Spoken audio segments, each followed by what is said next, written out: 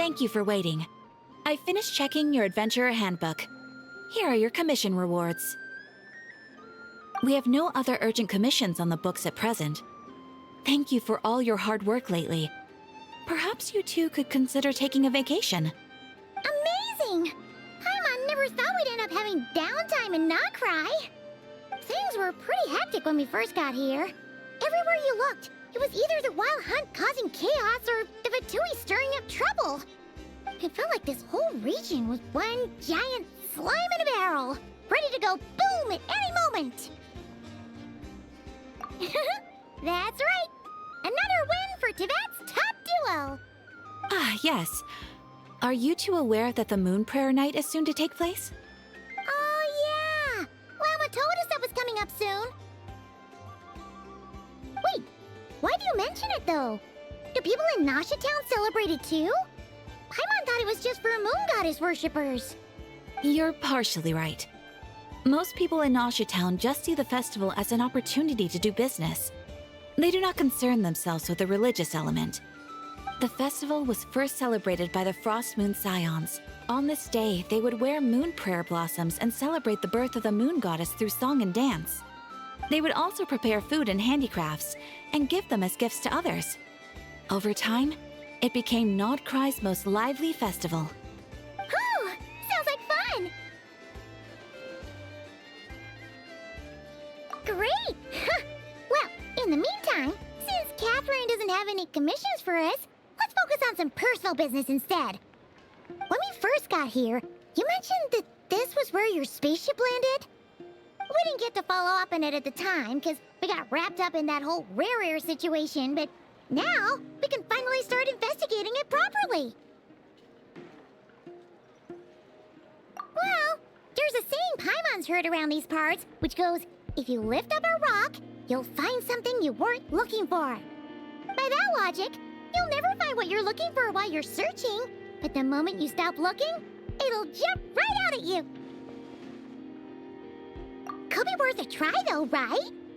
Anyway, Paimon suggests we focus on other stuff we want to do for now, and just keep an ear out for spaceship-related intel as we go.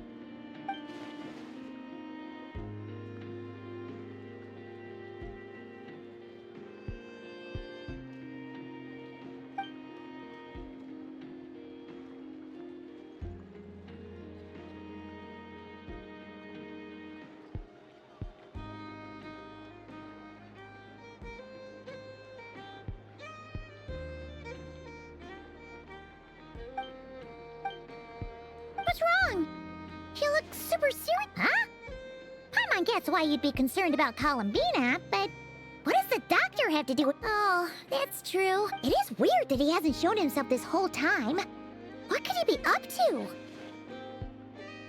True. Paimon would much rather deal with Marionette anyway.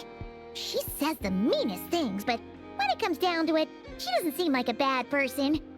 Maybe it's the pressure of being a Fatus? Especially as a Harbinger. Does she feel like she's gotta act tough to keep up appearances or something? But then, every time we headed out with Rarier, she always wound up having to repair Polonia and her other robots. That's gotta sting. Losing face always hurts more for people who care a lot about their image. She's probably still furious about it. What? Relax! She's not even here! Huh? What's the matter? Oh, nothing. Sorry, we'll be on our way now. Where are we again? Oh yeah, Columbina? Right, yeah, let's go see Columbina.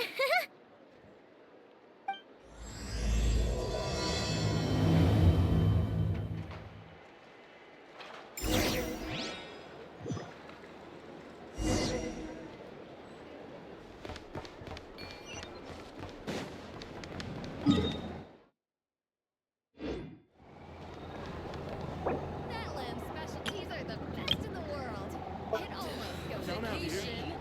This is just a temporary stop along the way. Clearly some The sort actual of vacation exile. comes right after this. I promise.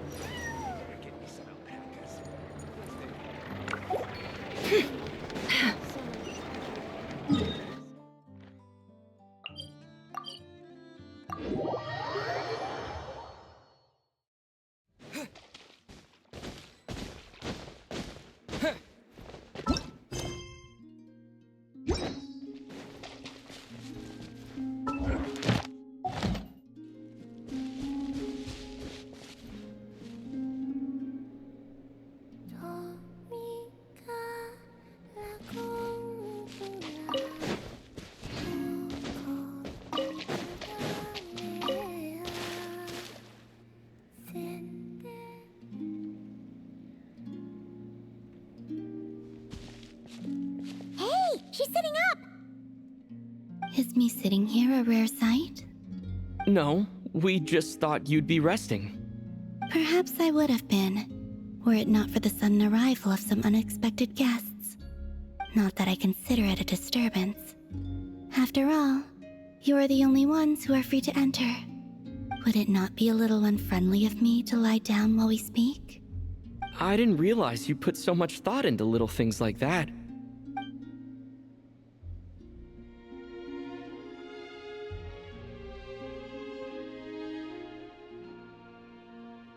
Only sometimes. There have been moments lately where I think about you and your companions. They are warm, mysterious, and cozy memories. Very few of my past memories are anything like that. They say that travelers return home bearing bags full of souvenirs. But my luggage was empty, and I believed it would stay that way. Return home? So, you're still planning on returning to the moon? Yes. This planet continues to reject me, reminding me that I do not belong here. If I remain into that, there will come a day that I disintegrate. And I don't mean reduced to dust or turned into food for the flowers. I mean, I will cease to exist entirely. Alright then.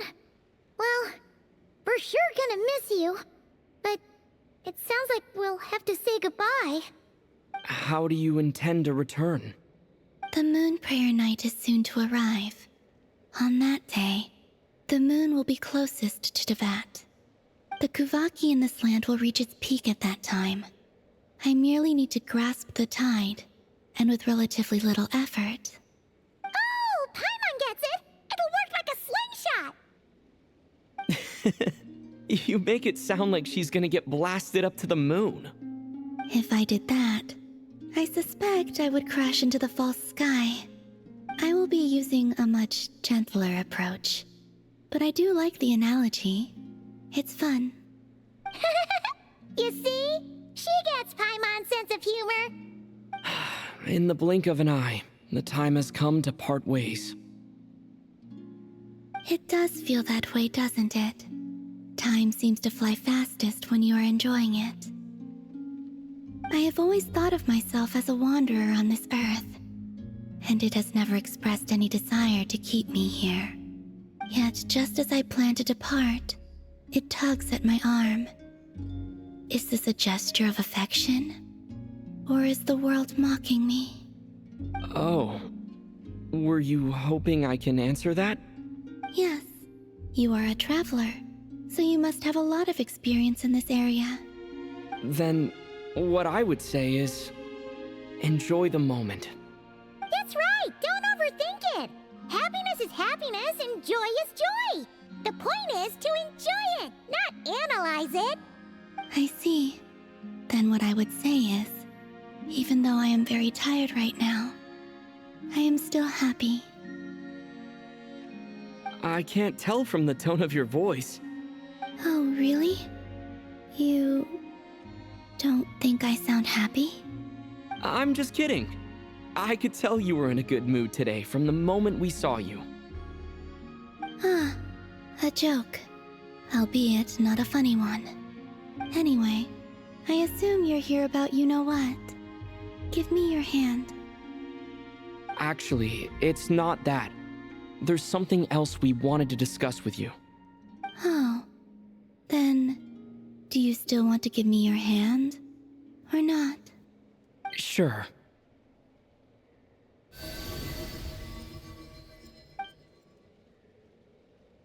Thank you. So, I've heard that in the moon prayer nights of the past, people here would hold celebrations in the moon goddess's honor. Since you helped so much in our fight against the Rehir of Solnari, I think you deserve a farewell party before you return home. I haven't asked everyone else for their opinions on this yet, but I'd like to invite you to join the upcoming moon prayer night. I've never joined a moon prayer night before. I'm not sure what I would even do. Oh, don't Don't worry about that. We take care of everything. All you need to do is show up. Of course, there's no need to force it if you're not feeling strong enough. It's just, this kind of felt like a golden opportunity. But they call me Kutar, and the Fatui have an arrest warrant out for me.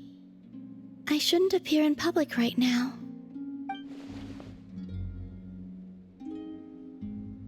I'll make it work. You have my word. Yeah, we got your back. Well, he does. Paimon's actually not too sure what he's planning. All right, if you're sure. I will not refuse your invitation. I suppose it wouldn't hurt to pack a few more sights from this world into my suitcase before finally learning what my homeland looks like. Oh, if you see Lauma, please tell her that my answer to the question she asked me is neither yes nor no. Rather, it is, there is no need. That was kind of cryptic, but sure. Guess it's between the two of you. We'll pass along the message. Bye for now.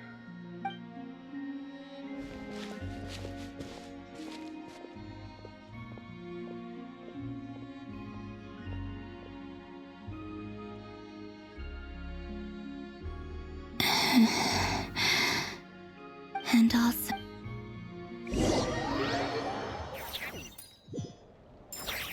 Since she's agreed to join the festival, let's go see who else wants to take part. Lauma's gotta be the person most familiar with the Moon Prayer Night. We should start with her. Also...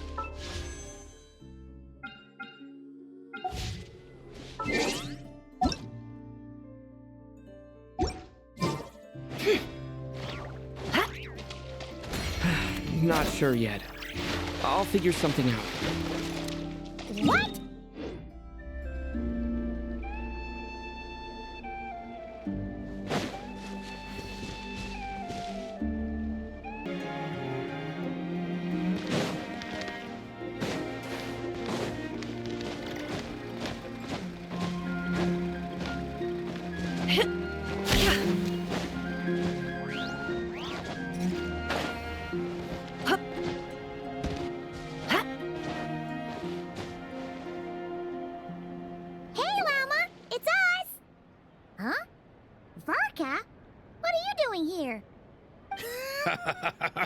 Beats me.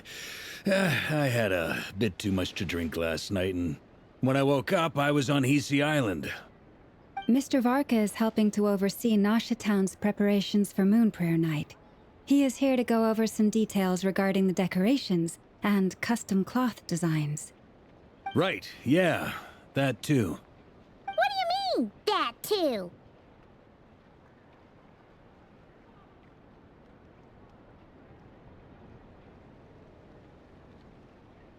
Yes. Celebrating this festival is a long-held tradition here in Nod Krai. On this day, the crescent moon at the top branches of the verdant crest turns into a full moon, and the moon prayer blossoms bloom with a special radiance. Our people take these to be blessed omens. It's an especially welcome event coming off the back of all that nasty business with Rare. Everyone got put through the ringer recently, and now they're looking to turn their fortunes around. The big shots in town all agree that a big, lively celebration is just what we need to rebuild people's faith in this place. No wonder Catherine said the people weren't so bothered about the religious element. That's right. It's become more of a local custom by this point. The celebrations have little to do with whether the religious stories behind this event are true or not. Even the Frost Moon Scions are eagerly awaiting the coming of Moon Prayer Night, despite now knowing that their past beliefs were founded on a falsehood. That's fair. It's a bit like the Lantern Ride in Liyue. It's a chance for people to enjoy themselves, not debate the existence of the Adepti.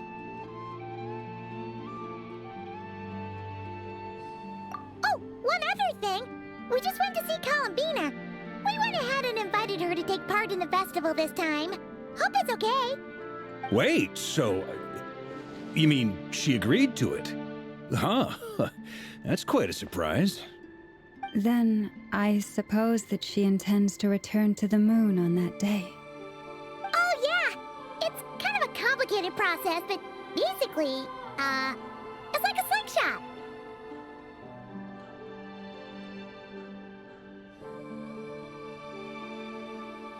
I understand. In truth, I had a feeling that she might make such a decision. Well, if Kuthar has decided to participate in the festival, we should prepare accordingly. Yeah, exactly. She was saying how it could be risky for her to show her face in public. We were wondering if there was any way we could hide her. Unfortunately, the people who carved the statues did an excellent job of capturing her likeness.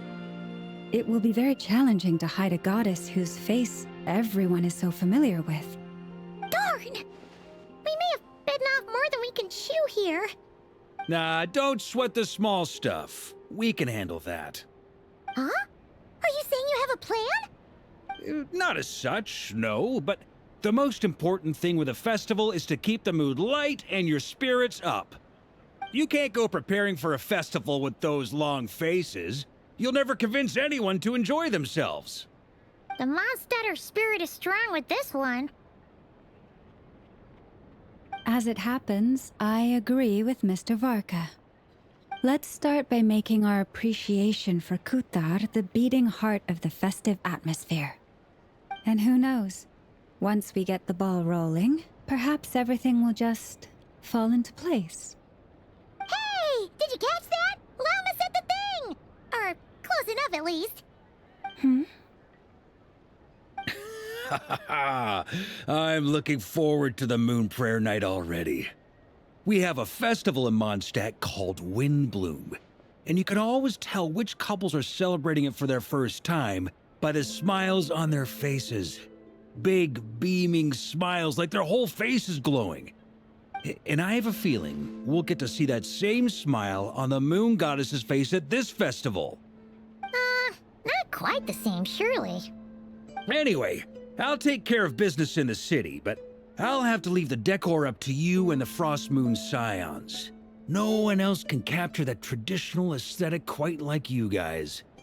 But lastly, there's the final key element that brings the festival to life. Companionship. Before you leave, let me show you something that we've been preparing. Mr. Varka had asked to see it already, so you may as well tag along. Also, I have some further questions about Kuthar's decision.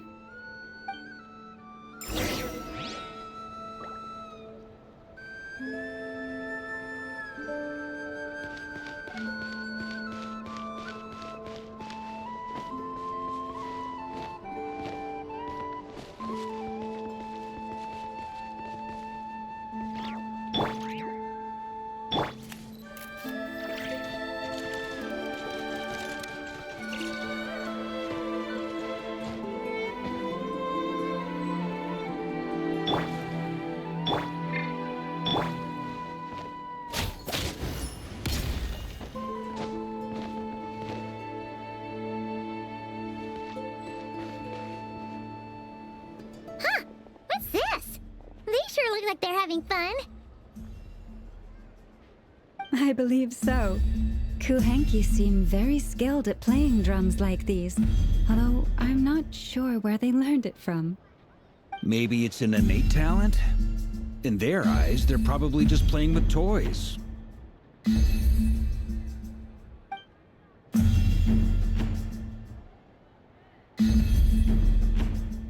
Wanatar! You want to play too?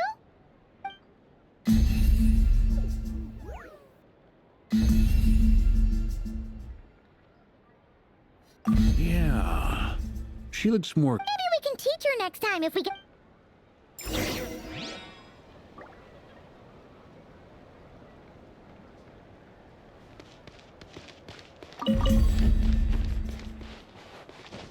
What are these floaty things?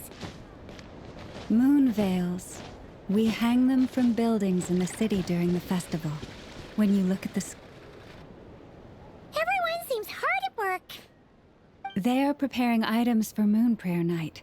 For instance, the sculpture being made over here, Mr. Varka and I were just finalizing the details of where it will be placed. Ah, there she is. I didn't know the finished article would be so large. Not to worry, though. All the necessary arrangements have been made. Just let me know once it's ready, and I'll get some people to ship it over. You have my thanks. And over here, we are preparing a very traditional confection.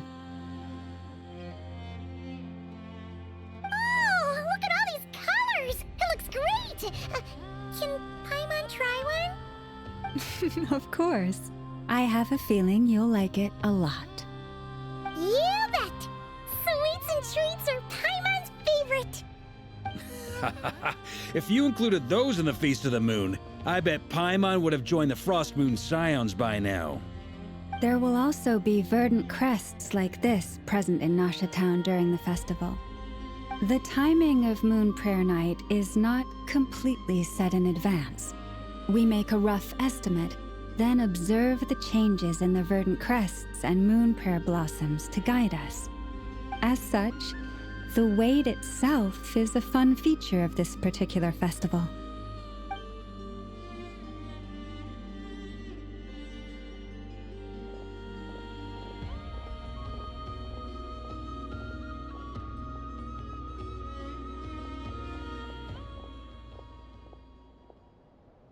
Let's talk here. To tell the truth, I am very surprised to hear that Kutar is willing to participate in the festival. I once asked her if she'd be willing to stay with the Frost Moon Scions. I could introduce her to everyone, and we could be a family to one another. She did not answer, but she has not appeared here since. I took this to mean her answer was no, but if that were the case, she would not have accepted this invitation.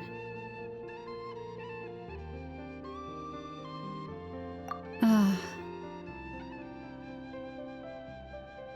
I see. Maybe she is right. Maybe the Frost Moon Scions of today no longer need a moon goddess. But my wish was not for her to come here and be worshipped as a deity. I simply wanted to offer her a place to stay.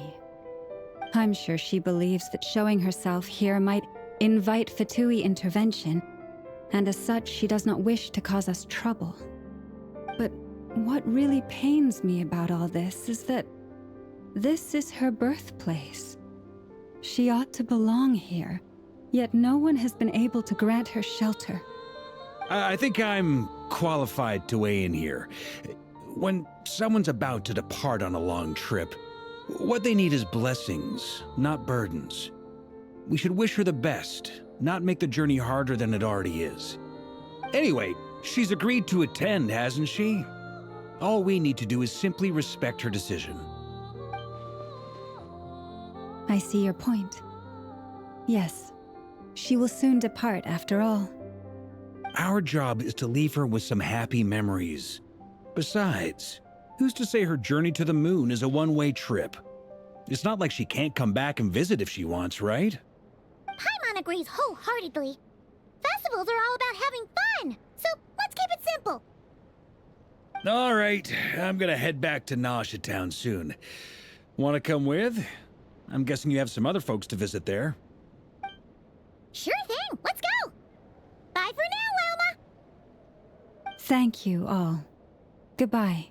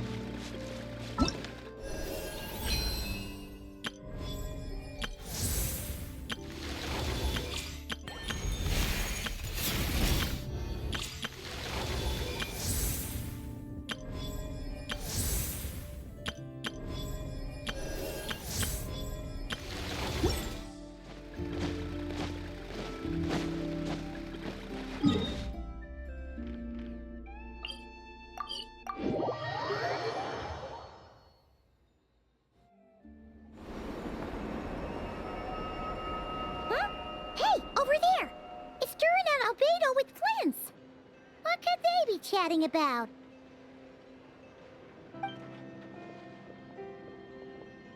Your guess is as good as mine. Ah, Grand Master, and the Traveler in Paimon. Hello there. It's been a while.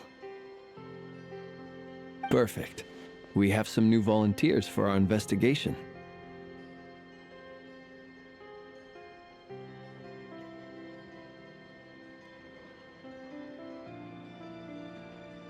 Wait, let me guess. The righteous Lightkeepers are finally ready to hunt down the Abyssal Dragon? Haha. Yes, that too. Yeah, right. Oh, wait.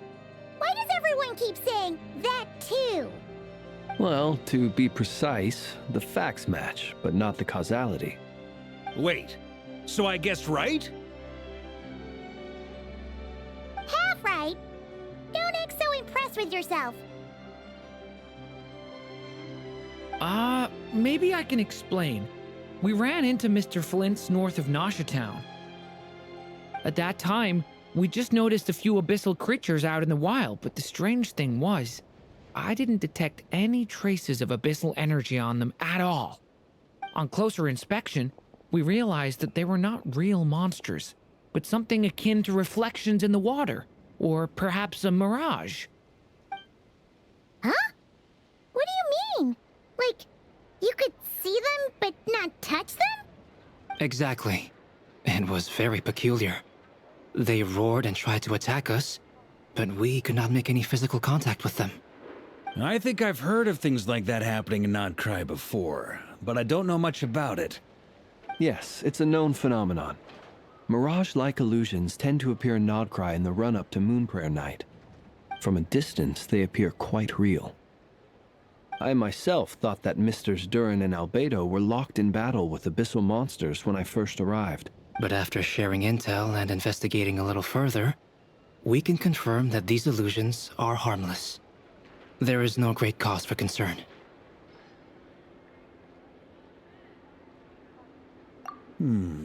All the Mirage stories I've heard are either animals, rocks, or small houses. Abyssal monsters, though? That's a first. It's a first for me, too. So I'm planning to look into it further just to be on the safe side. I intend to inspect a few more locations. What about you two? Any plans? Alice contacted me a few days ago. She'd like me and Durin to assist her with an experiment. But we lost contact shortly after receiving the message. I'm sure that comes as no surprise to anyone familiar with her. We don't know when the wind will blow, yet when the wind blows, we will know. That, in a nutshell, describes how Alice operates. Yeah, that tracks. Okay. Well, I suggest we investigate this Mirage business in the meantime. It's piqued my curiosity, and I'm pretty sure I know someone who will already be 10 steps ahead of us. Well said. Right? Whatever's happening in Nod Krai, she always seems to be the first one to know. Let's go see what she knows. We can invite her and her staff to the festival while we're at it.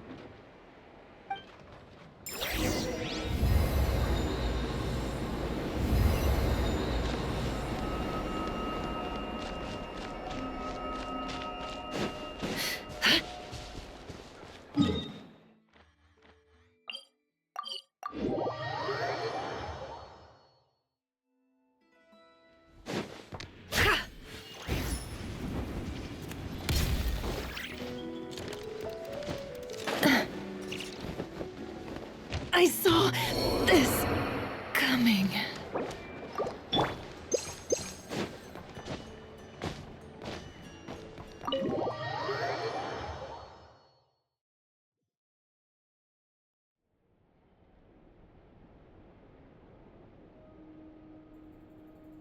You're right, I have noticed. There's certainly something a little fishy about this situation. Only a little, though. Records indicate that this phenomenon can occur in the days before and following Moonprayer Night. That said, it has always been a rare sight in the past. The odds of encountering these phantoms are similar to looking up in the night sky, happening to see a shooting star, and managing to make a wish before it disappears. But this time, either everyone's getting lucky, or they're appearing far more frequently than usual. Yehoda's out gathering intel as we speak. In the meantime, let me check off some points of interest. First, the Abyss. The ones we saw seem to be abyssal monsters. Indeed. But we have identified one location where many more of them have made an appearance. And not just monsters, but human phantoms too.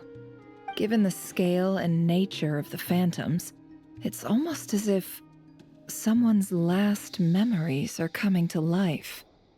Or perhaps the memories of multiple people. Oh. So you mean the phantom monsters are hunting down the phantom humans? Exactly. The phantoms can interact with each other, but we have no means of intervening. In addition, some of the human phantoms would seem to be from the very distant past. This is clear both from the clothing they wear and the stories they tell. They claim to be from Hyperborea, a name which I've heard from Lauma before. If this is true, it means they must be from 6,000 years ago. Did Paimon hear that right? 6,000 years? It sounds like this merits further exploration. That'd be a big help. I'll leave it with you, Albedo. My knowledge of ancient history is non-existent. I used to doze off every time the pre-Knights of Favonius era came up in class.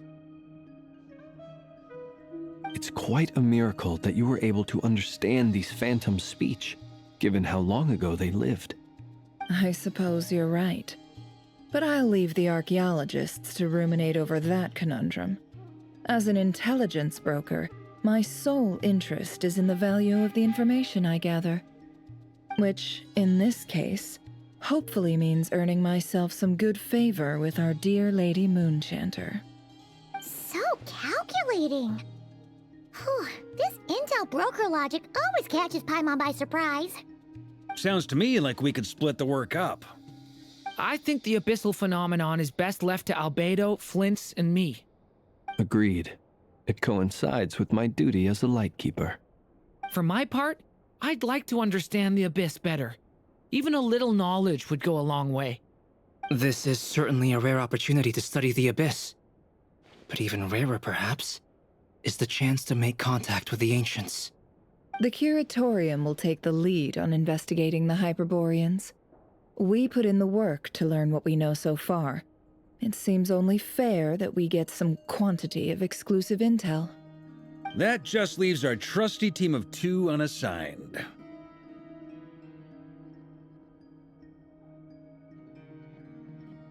Since you became an honorary knight, of course. This was part of my grand plan all along. Ha ha ha! Oh yeah, by the way, we managed to convince Columbina to come to the Moon Prayer Night celebrations. Would you and Yehoda like to join too? She agreed to that? Huh. Quite an achievement. Never underestimate the traveler, I guess. I'd be happy to join. No point shutting myself inside when the streets are all decked out. I doubt any clients will be visiting during the festival in any case. And Yehoda loves a party, so I'm sure she'll jump at the opportunity. No, no, no, no, no, no, no, no, no, no! Way to contradict me in front of... Wait, no, that's not what I have bad news, boss. So many people. All right, everyone inside, quick!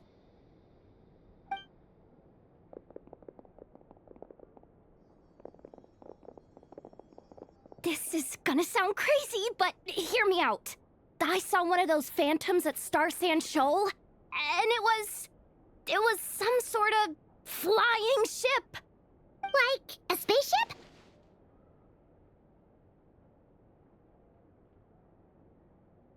That's gotta be the one you came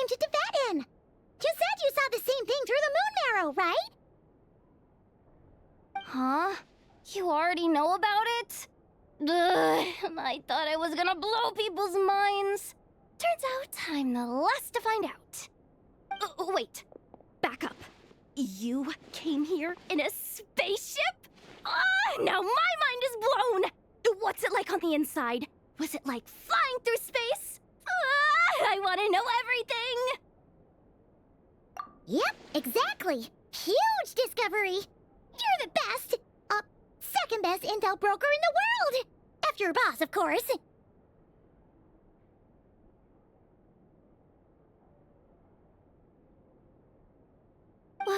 Wow. Really? Well, I don't know if I'm all that, but... I guess that decides where we're heading next. Come on, don't look at me like that. I know the spaceship doesn't have anything to do with me, but you don't want to leave me as the only one twiddling my thumbs, do you? Please? Fair enough. You can tag along. In that case, let's meet back here to discuss our findings once we're done. I wish everyone a productive investigation. You too.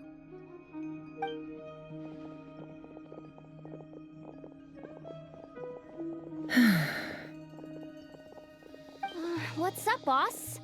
Aren't we gonna head out? Tell me, Yehoda, when did the Curatorium start giving out intel for free? Oh, sorry, boss.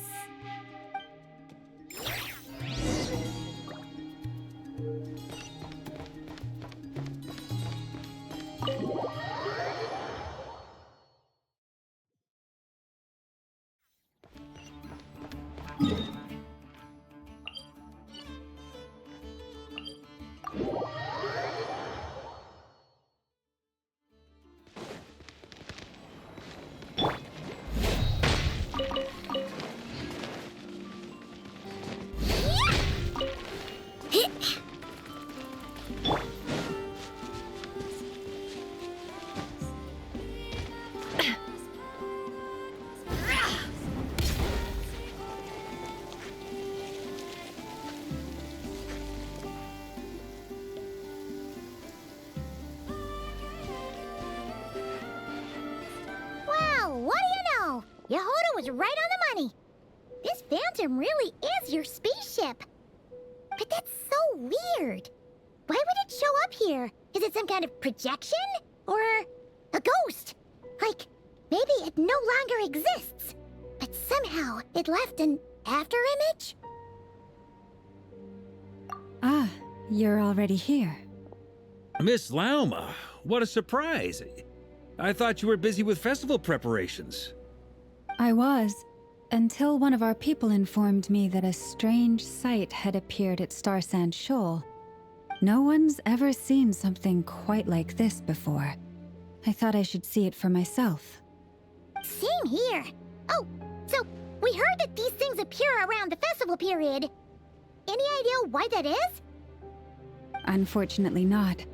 We have very limited information about them, since they can't be interacted with.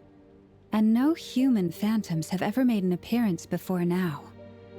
The most we've been able to deduce is that these sightings appear to be connected to the increase in Kuvaki energy around this time. Yeah, seems like that's all we can do. This is all so confusing. Allow me to lend you a hand.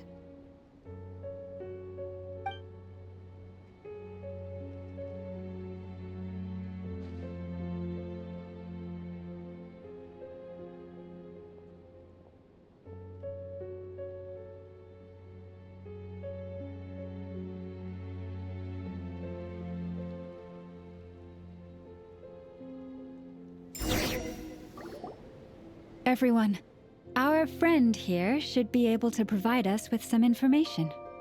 Is that a phantom Rhymehorn deer? I've heard about how the Frostmoon Scions live in harmony with the animals and can even communicate with them. That's coming in handy now, for sure. Okay. Yes, I understand. Then how about this?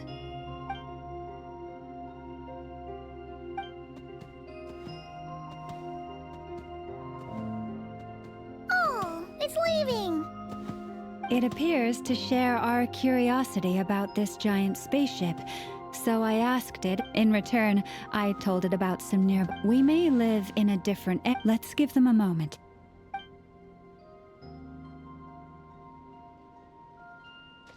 All back together? Must have been a lot of fruit. Indeed. Now let me ask them some questions.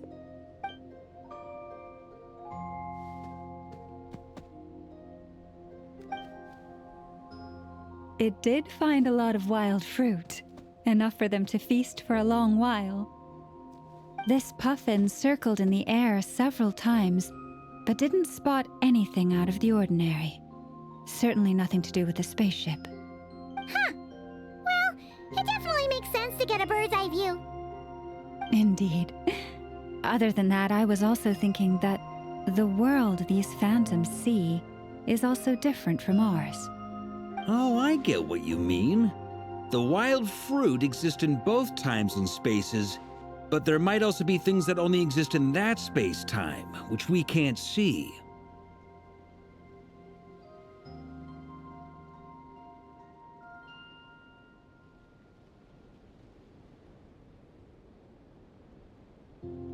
Good point. Great thinking, Lauma.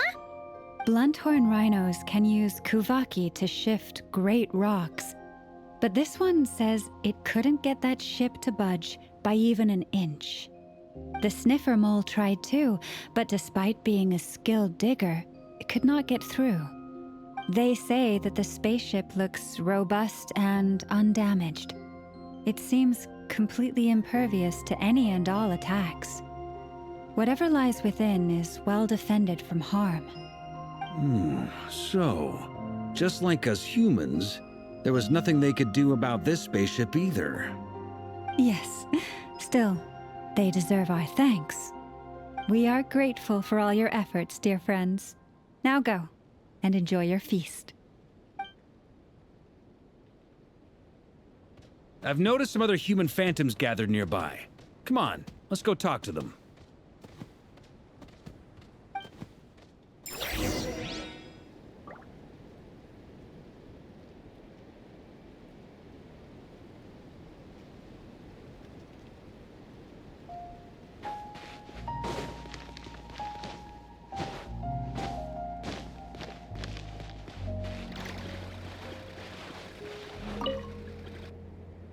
What is this thing?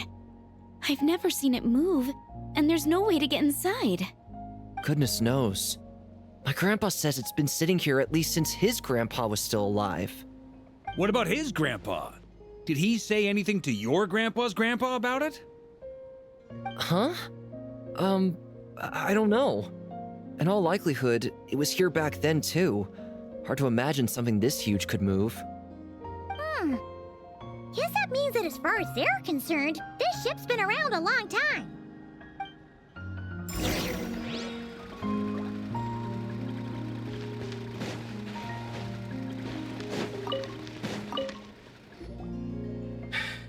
Come on, brothers. If we can get even a small chunk off of this thing, it's gotta be worth a fortune. Today is the day we strike it rich. Huh? You mean Paimon? Yes, brother, I shall join you. Let's make our fortune. We should go with them. What the? This thing is crazy tough. I can't even scratch it. What's it made of? Sorry, brother. Looks like we'll have to seek our fortunes elsewhere. Enjoying yourself?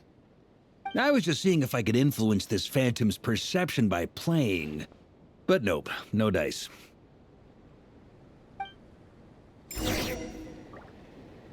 I'm sure we're all starting to build up an idea of these phantoms are reenacting real historical events. It's almost like we're in some kind of interactive stage play.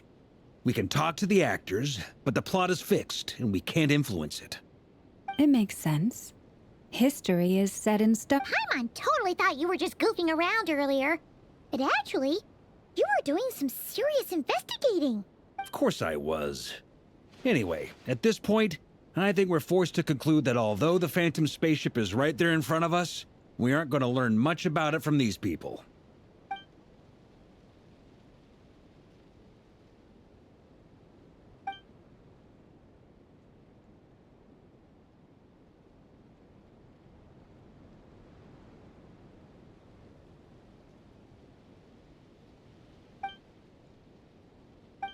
Don't be discouraged. If nothing else, this is proof of the ship's existence. And think about it. So many people tried to hack their way inside. To me, that says that we'll... Huh.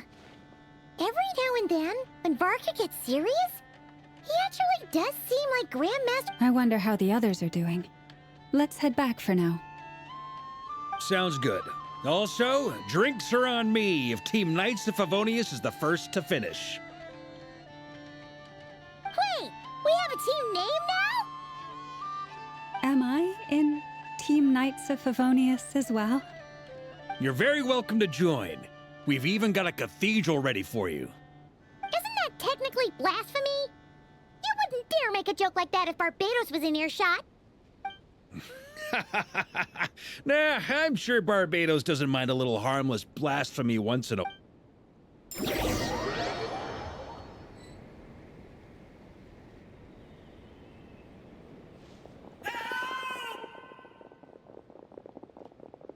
Oh, no!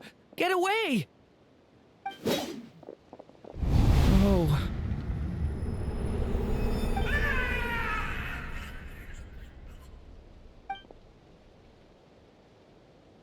I know it's hard to stomach, Mr. Duran. But as I'm sure you've noticed, there is nothing we can do to intervene in that which unfolds before us. But we have to at least try. And try you have.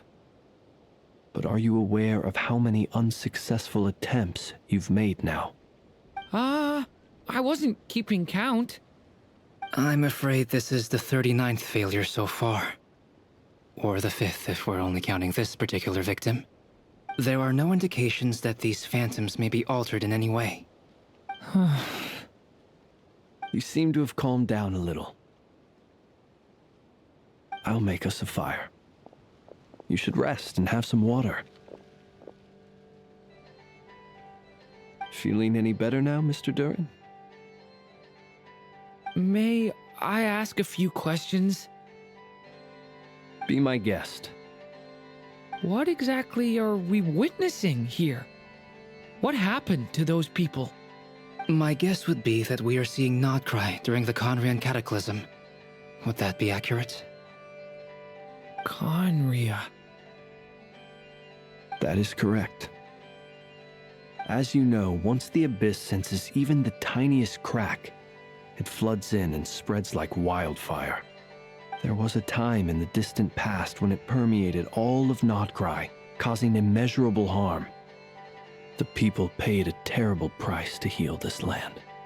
Then, 500 years ago, the whole of Teyvat suffered an abyssal disaster. Once more, Nod Krai was dealt a devastating blow. I see. In the face of the abyssal onslaught, all were like grains of sand tossed around by a tidal wave. Be they human, fae, or god. The moment you witnessed is but one drop in a whole ocean of catastrophe. All right. I guess that answers my second question, too. I wanted to know why there's nothing I could do to help them, and that's because what we are seeing is history. That would be my guess as well. As I understand it, history and fate are not all that dissimilar. The latter may be unseen to us, but both are immutable. Yes. Fate was determined long, long ago. I still have a couple of other questions for you, Mr. Flint's. You mentioned more than one abyssal disaster that has struck this land in the past. How can you be sure that what we're seeing is from the Conrian incident? And also, how are you able to stay so calm when you're talking about these events? From everything I know about you, you're not cold or ruthless, and you're not indifferent to the suffering of others. Alas, I am forced to show my age. I must be 600 or 700 years old by human measure. Wait, so you... One is not easily moved by history when one has witnessed the truth firsthand. I'm sorry. You needn't apologize. Your passion is a good thing to have. Treasure it, because someday you may find it in terribly short supply. Now, at the risk of offending you, I have a question in return. Your curiosity toward the Abyss, is it born from hatred or because you sense its call? I only ask because I kept a fragment of Rerear's body in my lantern for a short time. Specifically, his heart. So I know what a burden it can be to carry the Abyss with you. And I hear its power growling from somewhere within you. In my eyes, your mere existence is a miracle. My honest answer is... I don't know. I don't think I have the confidence to say for certain. What I will say is the Abyss is not the only issue that haunts me. Even before I became who I am today, the question dogged me constantly. Should I even exist at all? My doubts remain unresolved. But when we fought Rerear, something became a little clearer to me. Sometimes it is the darkness within us that allows us to achieve the impossible. I certainly got the sense from your 39 attempts that you were trying to achieve the impossible. It sounds like you've resolved to see the truth for yourself. Absolutely. In that sense, he and I are quite similar. Then I wish you every success. I look forward to the day of your transcension. Well, if everyone's caught their breath, I suppose we should head back. Oh, and one last thing. I'd appreciate if you kept our discussion about history a secret.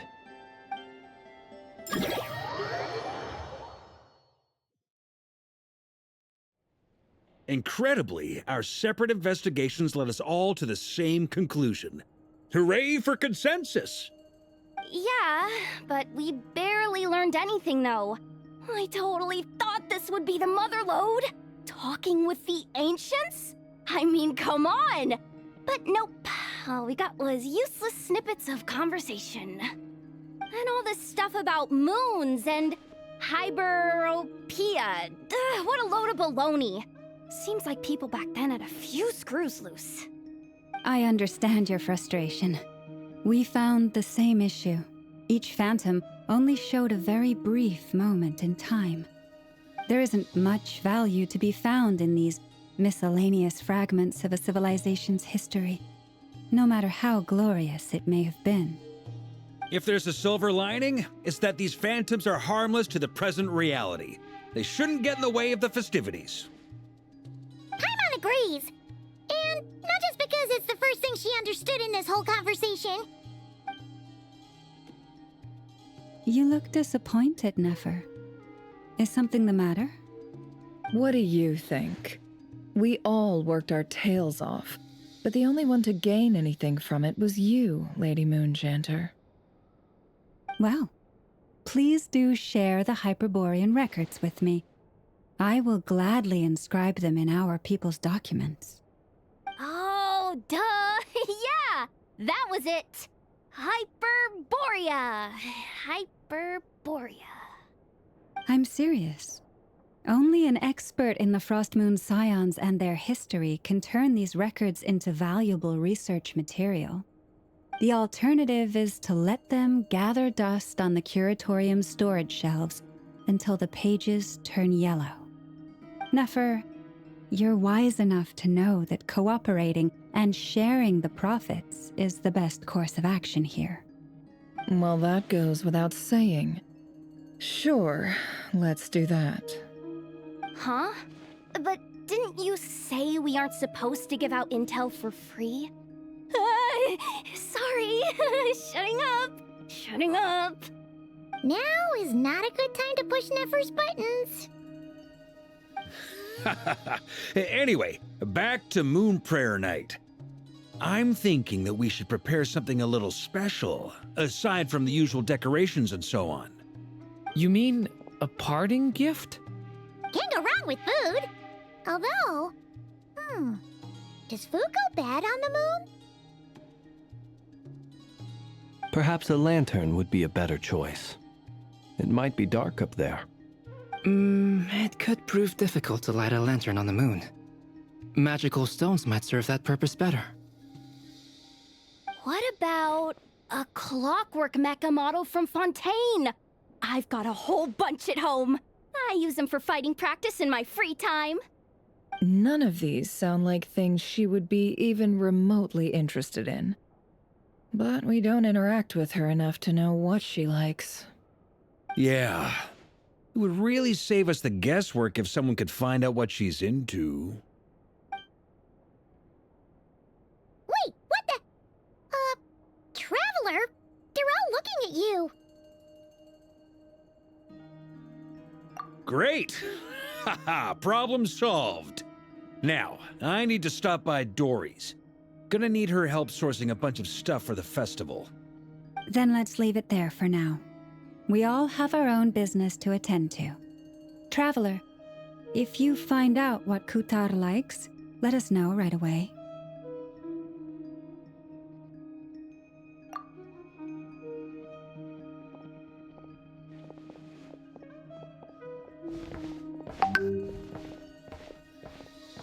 Is something the matter? I'm fine. It's just...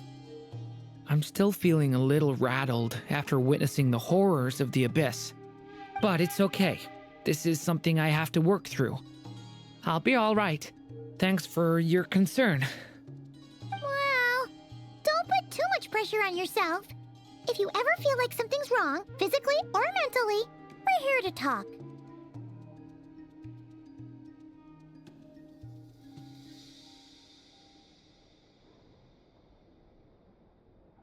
Come on. Stop treating me like a kid.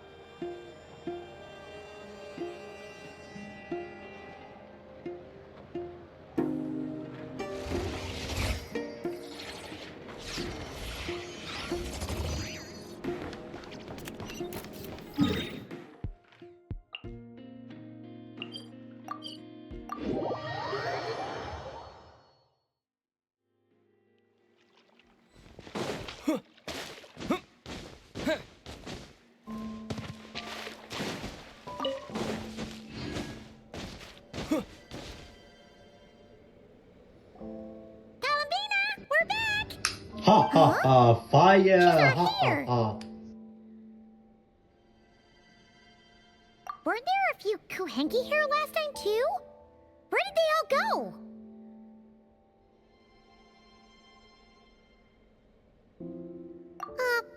Walkies? For Kuhenki? You're not pets, you know.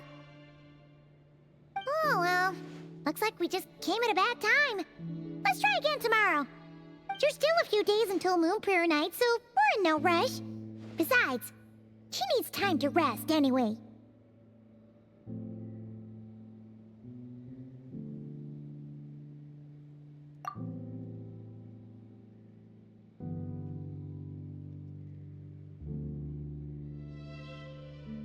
Kalamina! Are you back yet? Oh, how strange. Looks like she still isn't here.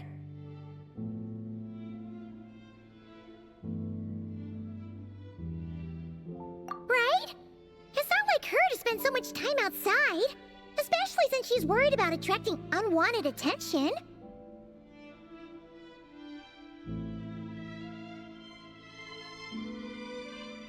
What about Luonatar?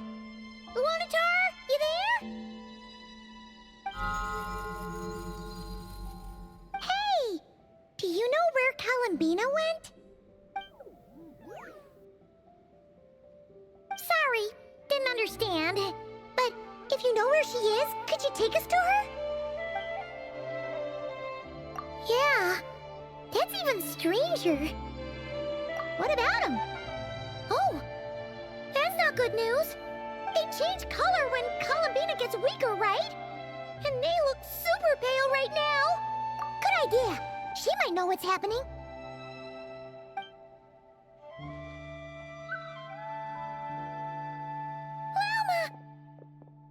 Ah, it's you. How is Kutar? Is she okay? No, she hasn't. I came here to check on her after I noticed the flowers had changed color. Based on past precedent, she must be very weak right now. Even getting up to walk would be a struggle. It seems unlikely that she wandered off outside. Not to mention that she doesn't do that at the best of times either. So yeah, this is super weird. No. Very few people are in the know about Kutar's whereabouts. And if anyone suspicious had visited, they'd have left some sort of evidence. Come on, let's go to Nasha Town. If anyone has seen her, someone there will know about it. It's Nod Krai's information hub after all. Makes sense. Let's go!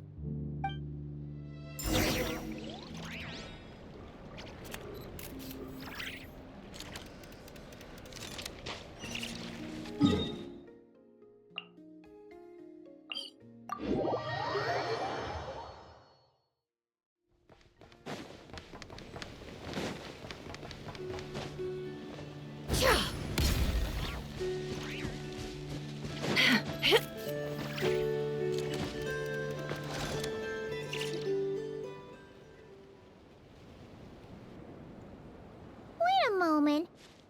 Is it just Paimon, or is this stall kind of suspicious? It's never been here before, right? No, I don't recognize it. Alas, your free and easy adventure time is over. Now, prepare to face the final boss of Nod Krai. Whoa! Where'd that voice come from? Not sure, but it's definitely hostile. No, no, no, not that way. The final boss is right here. The sniffer mole? That's the final boss? Surely not. Also... Okay, the jig is up. I'll stop teasing you. Turn around. I'm right behind you. It seems I've managed to leave quite an indelible impression, even though you've never seen my face. Oh, nothing could make a great mage more pleased with herself.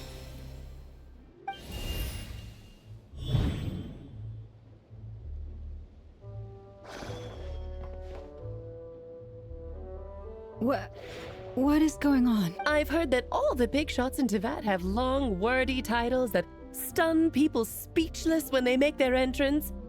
Unfortunately, none of them are affiliated with the Hexenzirkel, and we ourselves keep a very low profile. The notorious name-dropping doesn't quite work for us. Still, I, for one, think I'm really quite amazing. So that didn't stop me from coming up with a title anyway. Alice? It's really you this time? Not a lantern or a Dodoko, but Alice in the flesh? Oh, that's right. So, what do you think? How does it feel to finally meet me? You look like... Oh, that's the first thing you thought. A little surprising, but that actually makes me very happy. Because that means that when Klee grows up, she'll be just as stunningly beautiful as her mother. So she's a friend of yours? Kind of. This is actually the first time we've seen her in person. I see. Madam Mage, that was, quite a powerful entrance. I certainly won't be forgetting it anytime soon. It's okay, Lauma, don't force it. Paimon will do the honors. This is Alice from the Hexenzirkel. She's a friend of ours, and of Arcus, too.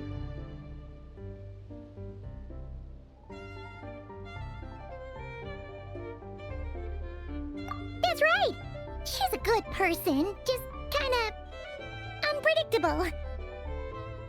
Well, what is the human heart if not unpredictable? If we could not do as we please, how would we differ from machines? I am Lauma, Moon Chanter of the Frost Moon Scions. It is a pleasure to meet you. Oh, I know. Before you got here, I spent a good, 15 minutes getting up to speed on Nod Krai's present situation. In other words, I've read the whole "in the last episode" part, so we can skip the pleasantries. Fair enough. Well, Miss Alice, I can already tell that you have quite a unique personality. You'll get used to it. Paimon sure is. So anyway, what are you doing in Nod Krai, Alice? Oh, I thought I told you already. This time, I'm the final boss. And what a formidable foe I shall be. Powerful, confident, decisive, and good luck finding my weak spot. You will never succeed. Oh, drat! My one weakness, and you found it in an instant. Fate has been dealt a devastating blow. Thus falls the great Dodo King. Why are you playing along with this nonsense? For funsies, of course. What's wrong, Paimon? Are you disappointed in me? Am I a gigantic letdown? No, it's just... you seem like a busy lady. And this is the one time you've shown up in person. Paimon figured it would be for something more high stakes than just goofing around. You're quite right. I'm here in Nod Krai because something big happened. Something big enough it caught the attention of the Hexen Circle. It concerns the 3 moons, Tevat's borders, and of course, the moon goddess you are currently searching for. Kind of. Why don't we discuss this over a pot of tea? My main reason for coming on this trip to Tevat was, of course, to have some fun. But I do technically have a job to do as well, namely, maintaining the stability of Tevat's borders. I'll skip over the complicated parts, but to sum it up, abyssal energies are all that lie beyond Tevat's border. We'd find ourselves in a real pickle if they ever made it through. And the phantoms you've been seeing are a sign that the border has been disturbed. No wonder they tend to show up around Moon Prayer Night. Is it because the real moon is now so close to us that its power can cross the border? In part, but only a negligible amount passes through. Just enough to influence the verdant crests and so on. And as you've noticed, there has been an unprecedented number of phantoms appearing this year. The influence of the moon beyond the border cannot explain this. No, there is another far greater factor at play. The trilunar syzygy. A trilunar syzygy? Eons ago, before the heavenly principles came to Tevat, it was the then 3 moon goddesses who controlled the laws of this world. Oh, that's exactly it! The 3 goddesses split these powers amongst themselves, promising never to consolidate them into one singular body. This was meant to keep the world stable. But, fast-forwarding to the present, the eternal moon's marrow is with you, while the iridescent moon's marrow, which should never have appeared in this world, has been retrieved. Add that to the presence of a moon goddess in the flesh and... the power of all 3 moons is gathered here in Nod Krai. There hasn't been an event like this since the War of Funerary Flame. And it's having a noticeable effect on Tevat's borders.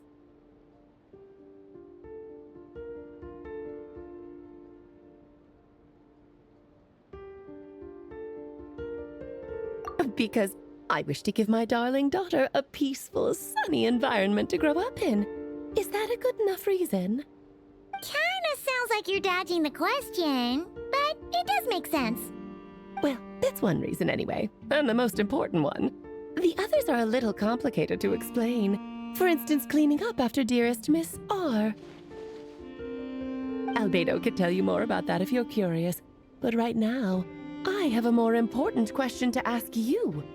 Why are you collecting the moon marrows?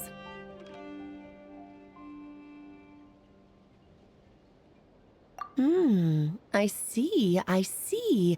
Nicole told me about that legend once. Nicole? You mean Mage Anne? Oh, so you remember.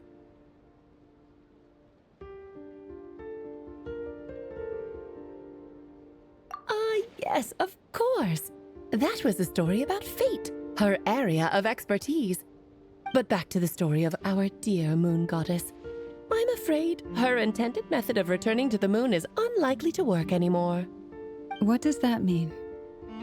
She may be missing, but she hasn't gone anywhere. She has disappeared.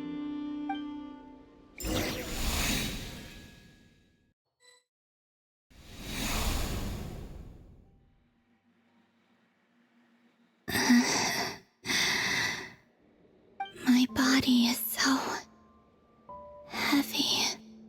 Wait, no. It's my mind that's heavy.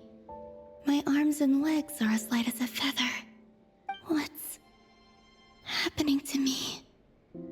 I feel drowsy, like I've been asleep for too long. Is it daytime or nighttime? Is the moon out? I think I'll go for a walk.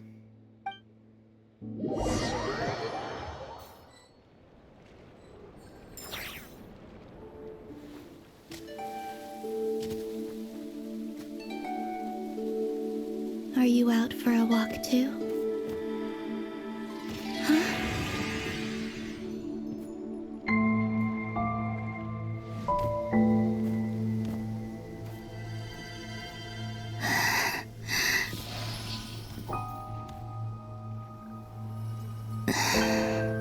The day has come at last.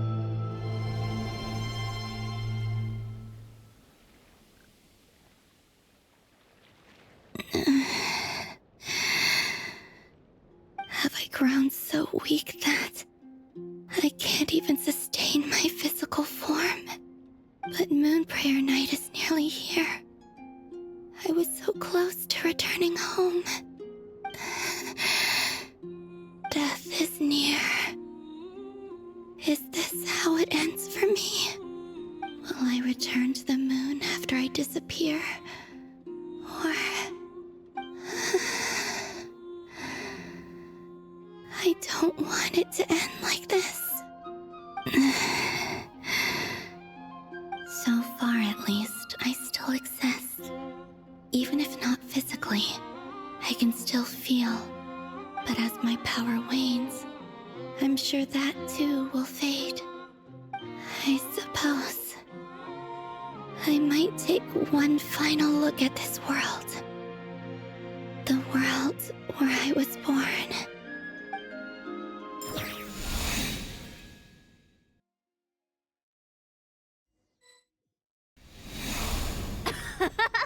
Come on, come on! Wait for me! The Frost Moon Enclave. How much it has changed since I was born. These decorations, they're so heavy. It's times like this when you kind of wish men could be priestesses and acolytes. How fascinating. I've never had the chance to be privy to people's private lives in this way. In the past, people would get so solemn and serious the moment I showed my face, like they were frozen stiff. Karina, Lametti, it's time to eat. Coming! I want to watch them a little longer.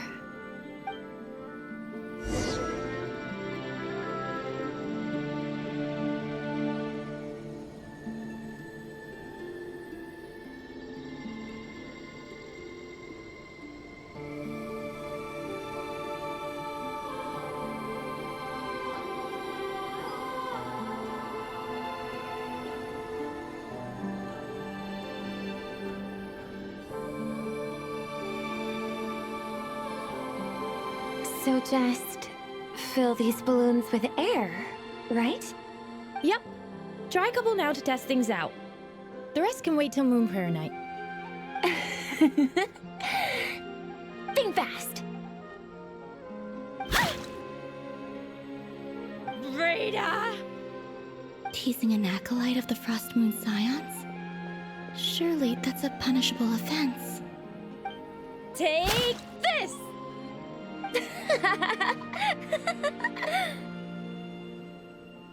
Huh?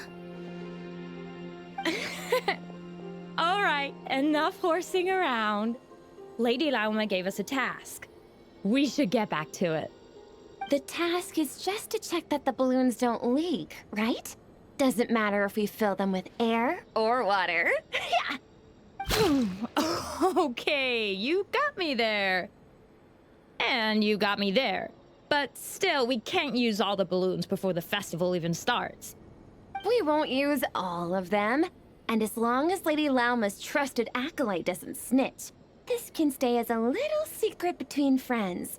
A couple more can't do any harm, right? Oh, you menace. Then, think fast!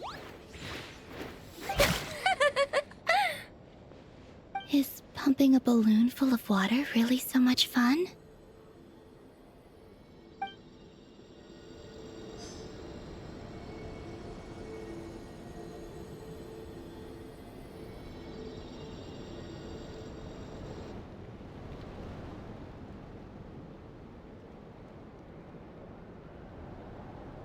I'm sure you're both tired from playing all day. Come on, eat up.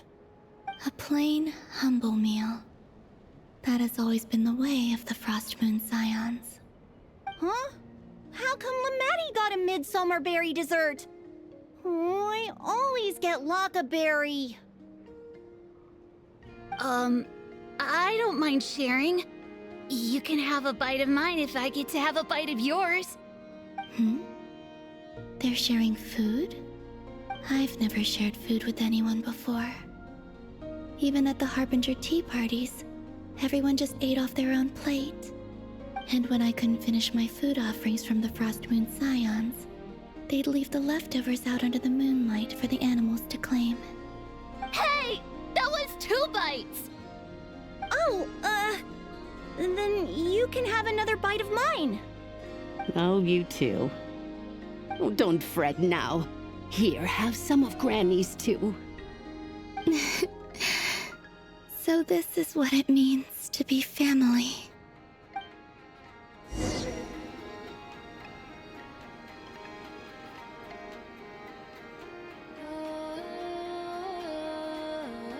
I'm seeing so much that I'd never usually get to see. They'd never act like this when I was around. It's nice, being able to just watch people in peace in these final moments. What a rare opportunity. I think I'll go take a look around Nasha Town, too. Maybe the Traveler will be there.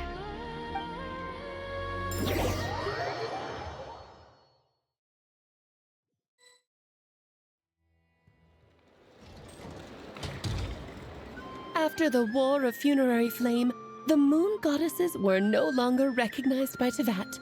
They lost the whole foundation for their existence. That's why the Moon Goddess's strength is fading. She cannot withstand the world's rejection of her.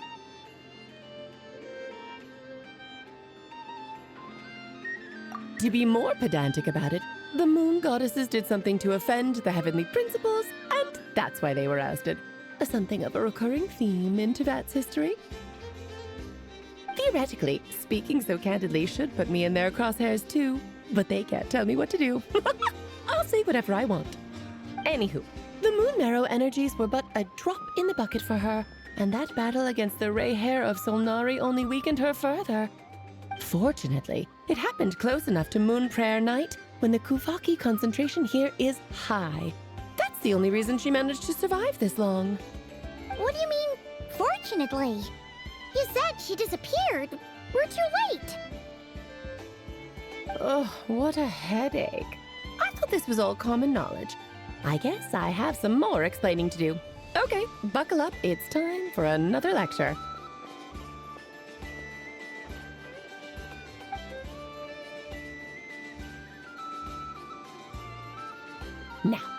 I said earlier that the moon goddesses lost the foundation for their existence. The reason for that has to do with the natural order. Basically, the rationale for their existence in Teyvat was lost. The same logic applies to the present moon goddess, too. Consider her existence so far. Her comrades in the Fatui called her Damselette. And she was worshipped as Kutar by the Frost Moon Scions. But these connections have now been severed, whether by her hand or yours. So, the rationale that once sustained her existence is now gone. Wait, we did that to her? Oh, well, strictly speaking, yes. But let's not start pointing fingers, shall we? I'll only end up as the big bad villain, and that's not the kind of final boss I want to be.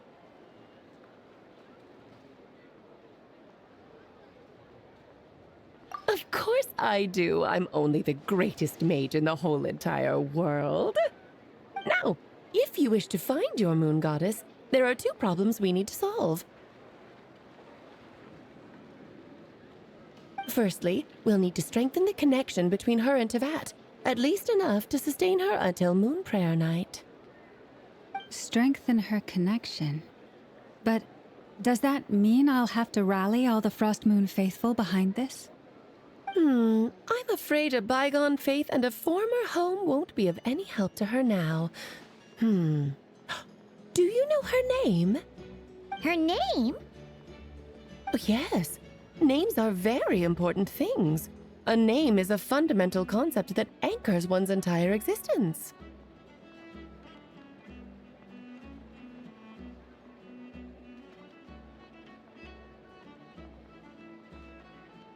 Then your first job is to find it.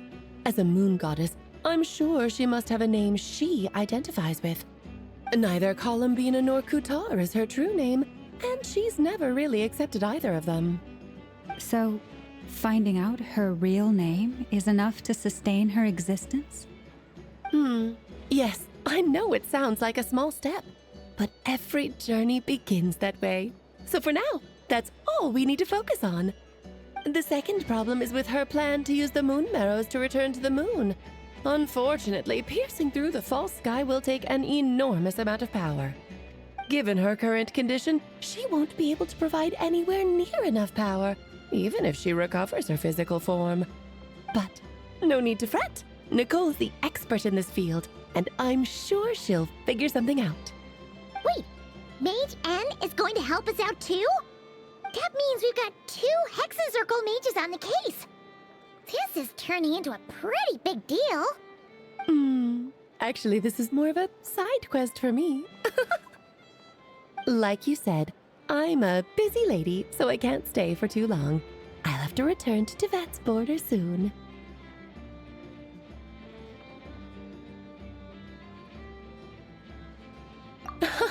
That's the upside you get for looking out for my little Klee. Hopefully that will incentivize you to carry on keeping her company in the future. Anyway, jokes aside, you'd better get moving. It will take quite a miracle for the moon goddess's consciousness to hold out till Moon Prayer Night. Oh, I suppose I might as well tell you where Nicole is before I leave. Off you go now. Time to meet your new friend. Oh, yes, and a little suggestion.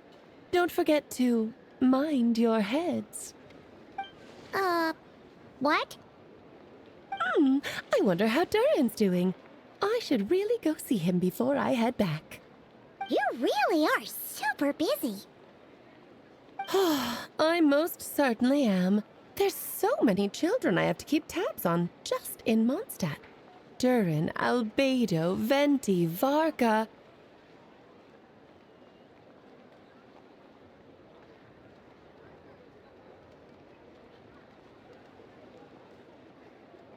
Klee didn't make the list, huh?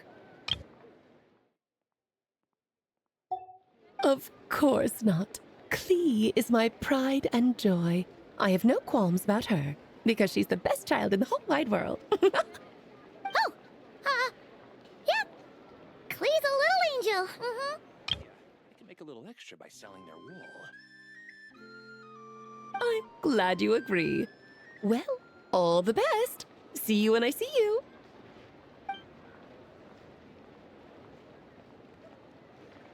She left in a hurry. Yeah, she didn't pack up her stall. Should we handle it for her? I must say, I'm now very curious about her daughter. That's a long story. Come on, we'll fill you in as we go.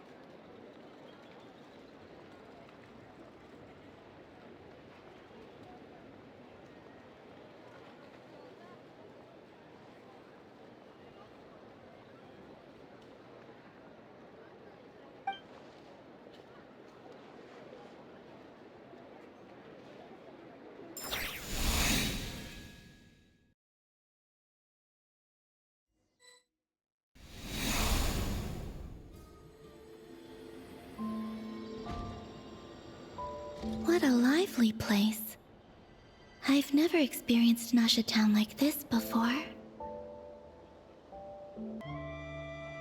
Hey, you old geezer! Your hammer's rusted through! Who are you calling old geezer? Are they quarreling? I'm looking right at him! You've really gone downhill since giving your daughter free rein in the workshop. Can you even swing a hammer anymore? It shouldn't take you days just to fix a single chair. You might as well use that hammer to massage my back for all the good it's doing. Don't run your mouth, or you'll get a back massage that'll put you in bed for the rest of your life. Look, the materials haven't arrived yet, all right? You know how busy it gets in the days before Moon Prayer Night. I'll bet you send all the materials to your little princess. Blood's always thicker than water, huh? All right, you've made your point, Uncle Koski. As soon as the materials arrive, fixing your chair will be the #1 priority. And Dad, if you've got time to chat, why don't you lend me a hand, See? Lolka knows what the score is. I guess they're friends. But the way they spoke to each other was so ugly. Then again, it wouldn't be the first time I've seen something like this. Columbina! Sing outside my door in the middle of the night one more time, and I'll unscrew your vocal cords. You hear me? Oh, Zandrone. So that was her way of trying to be friends with me. What a pity. I won't get the chance to say any ugly things in reply.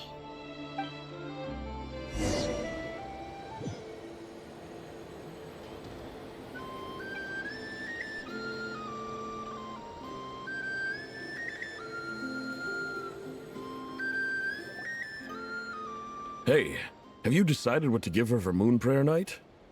I sure have. She's gonna get the surprise of her life when she's least expecting it. Then I'll whip out the ring and pop the question. The surprise of her life. What a fun turn of phrase. Cool, I get the picture. You can spare me the gushy details. Ooh, looks like we have a customer. Hello there, ma'am. Would you like some Moon Prayer Night candy? Huh? Is he talking to me? Can he see me? Here you go.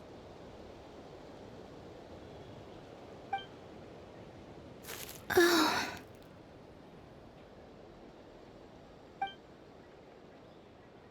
Come back anytime. Right.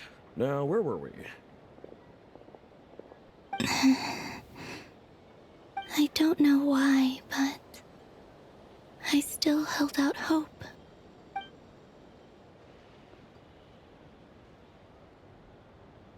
The most important thing right now is to find that mage.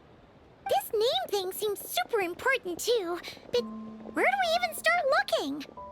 I'd better go pay the Fatui a visit.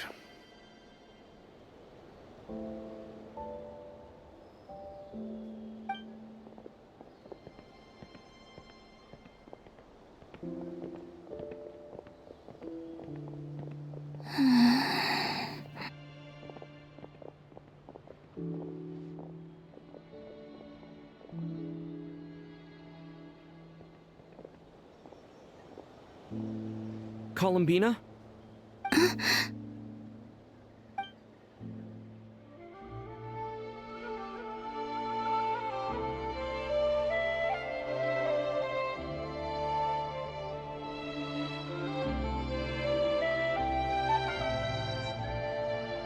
traveler. Let's go! This is no time to be spacing out!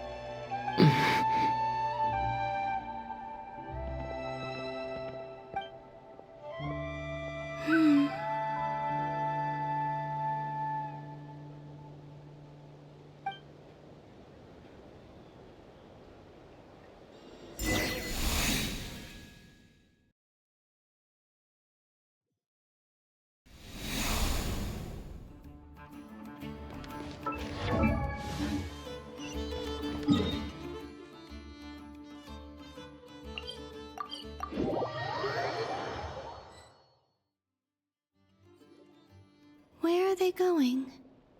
They mentioned a mage and... a name? So, Mr. Varka, are you acquainted with this Nicole? Or should I call her Mage N?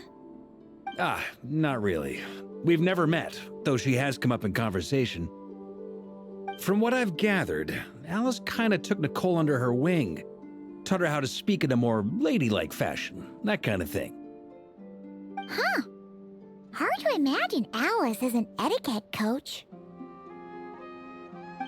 Yeah, Alice is a larger-than-life personality, I'll give you that. But then again, that's why she's able to draw such an eclectic mix of people into her inner circle. If I remember correctly, being an interesting person is actually one of her main entry requirements. So, if you ever wanted to join the Hexenzirkel, I'm sure you'd both be eligible to apply. Hey! Don't go around making promises on Alice's behalf! I wouldn't dare. I'm just trying to paint a picture of the Hexenzirkel for you. Okay, sure. Anyway, since none of us have ever met Nicole, how are we supposed to find her? We can't just go up to every woman in sight and ask, "Hey, are you Nicole?" Maybe something she's wearing will give it away? Like, a windbloom pinned to her chest or something. Wait a minute.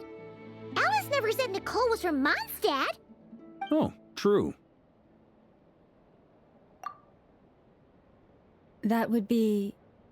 this young lady, then?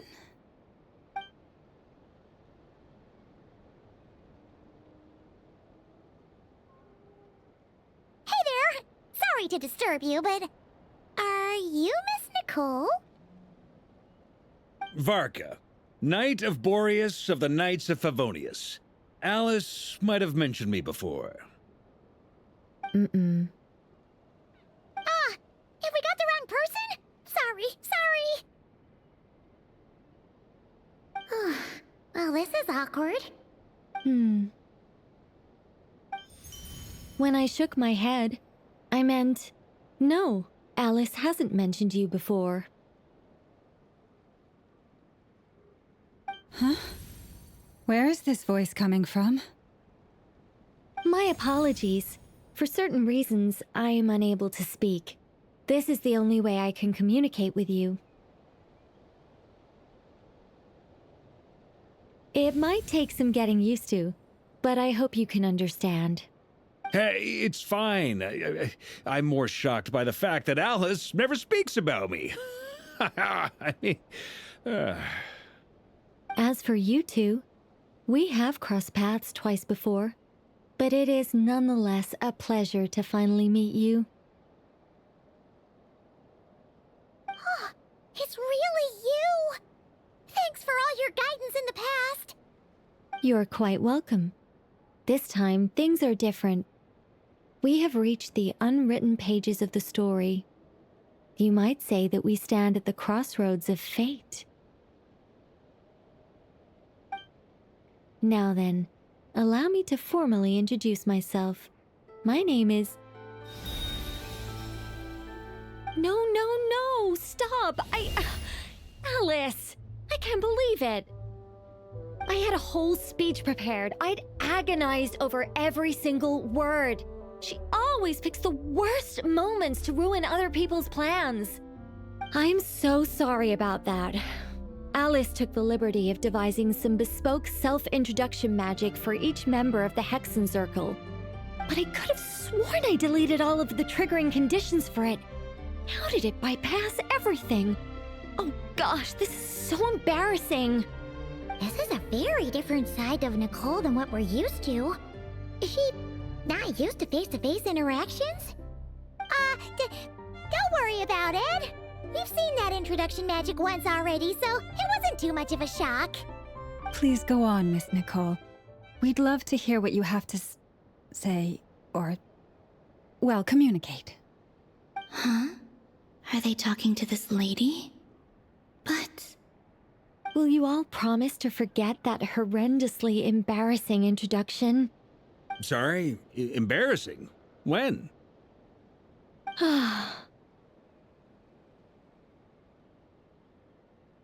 Yes, my name is Nicole, and I am one of a very few angels who have retained both their preferred form and their power. The Traveler and Paimon should be no strangers to this concept. There is another of our kind in Natlan. They call her the Lord of the Night. Alright! Paimon remembers her! Yes. Well, I have retained more of my power than she. It's because I don't have a long-term duty to fulfill. To be more specific, no. We'll be here all day if I get into the specifics. Moving on. If I'm not mistaken, you are here because you wish to learn how one might reach the moon beyond the sky. That's right. Is that something you can give us any guidance on? Yes, I do know a way.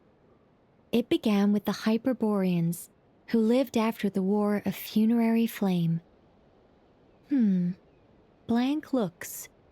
Maybe I should start with the background of the war. Or maybe not. It shouldn't be an issue. I'll fill in the gaps for you when we have more time. Anyway, after that war ended, the three moons retreated to beyond the false sky. The Hyperboreans were humans I once aided. They accepted the civilization and creations bestowed upon them by the angels. But despite accepting many blessings of the angels, many among them still held on to their faith in the moons.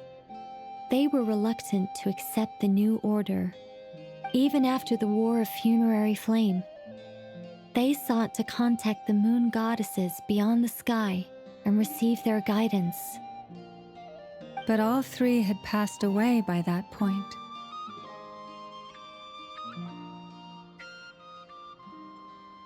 This mage has a unique method of communicating.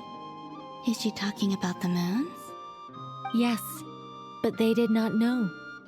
And so, still they prayed for the moon goddess's mercy. After building titanic structures that consumed vast amounts of Kuvaki, at last they glimpsed the moons and heard their voices. But of course, they were gravely disappointed, for it was then that they realized the three moon goddesses were dead. Oh, that's such a sad story. It is. Humanity was in a very sorry state at that time. The angels who had once aided them were gone, and the War of Funerary Flames had left them homeless and destitute. Just a second, I gotta ask. How relevant is all this history to the task at hand? Well, I mean, it's... Okay, it seems we've drifted into irrelevant narrative waters. It's been a while since I've had the chance to speak inside someone's head. As soon as I got started, I lost control, and the words just flowed out like a waterfall. What I'm trying to say is... Right, yes, that's it. The relevant part is the ritual created by the Hyperboreans. The fact that they bypassed the false sky and saw the true moons implies that they successfully built a connection between Tevat and the outside world. Which means, with enough Kuvaki and a sufficiently stable connection, it should be feasible to send one person over the border. Okay, so they built some kind of portal? Oh, yes.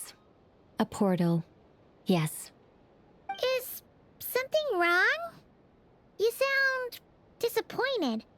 I just didn't expect you to summarize it so well. It turns out I could have said all that in one word, if only I'd managed to think of it. No, please, it's fine. This is invaluable knowledge. I'll be sure to record and preserve everything in writing. Oh, really? Well, in that case, I suppose I could backtrack and add some more detail. I did gloss over a few things so far. Whoa, whoa, whoa, time out. Let's summarize what we've got first.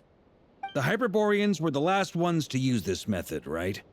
So we somehow need to find whatever structure they built and make sure there's enough Kuvaki to power it up. Luckily, we have the moon marrow of both the eternal and iridescent moons, so we're all good for Kuvaki. Which means the key issue we need to focus on is finding the place. Am I right so far? Yes. Although I expect the structure is long gone by now. That said, what if we could take advantage of the phantoms to travel back to a time when it still existed? Well, travel back isn't quite accurate. It's more like we'd be creating a handshake between 2 points in space-time. We wouldn't even have to pick a time when it still existed. It could just be a time when it still appeared in phantom form via projection, or we could project our own phantoms, fold them together, and... You look lost. Was that too hard to follow? Yeah, things got a little, technical there. Paimon's brain is reaching capacity. All right. Let me think about how to put this more simply. Okay, got it. Over the next few days, I'll search for phantoms that we can use. Once I find one that meets the criteria, I'll let you know and we'll regroup. By completing certain rituals, specific individuals will be able to enter the phantom and make it to the Hyperborean structure. If everything checks out and it looks feasible, we'll just need to wait for Moon Prayer Night, and we can send the Moon Goddess back home. I'm really skimping on the detail here. Is this making any sense at all? I think so. For now, we'll just wait to hear from you. Yes. Basically, yes. Great. Counting on you. In the meantime, we'll focus on finding the Moon Goddess's name. My name? Are they looking for a way to stop me from disappearing? Excuse me, Miss... Go on, Miss Nicole. This conversation was a little all over the place. I didn't catch your name. I am Lauma, of the Frost Moon Scions. Ah, I did wonder. I noticed that you listened very intently when I spoke about Hyperborea and the moon's history. If you'd be interested, I'd love to visit you this evening and go through it again in greater detail. Also, if you were serious about making a record, it would be too risky to simply write down the raw details as is. I would suggest some tweaks. Maybe rewrite the stories as fairy tales or fables, perhaps even prayers. Anyway, we can cross that bridge when we come to it. So, see you later then? Oh, and no need to prepare anything. Just a cup of tea will do. See ya! She seems friendly. It's just... It's so nice to find someone who's actually willing to listen. I've been dying for a chance to finally go through all this systematically from start to finish. Any longer and I'd probably start forgetting it.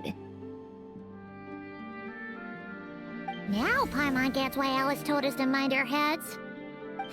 Ha ha ha ha, what did I tell you? A lot of quirky people in Alice's orbit. Now then, the next order of business is, where do we start looking for the Moon Goddess's name? Maybe the rest of what Nicole has to say might give us some clues. Once I've heard her out, I'll summarize the salient points and share them with you all. I'm also inclined to review our other documents.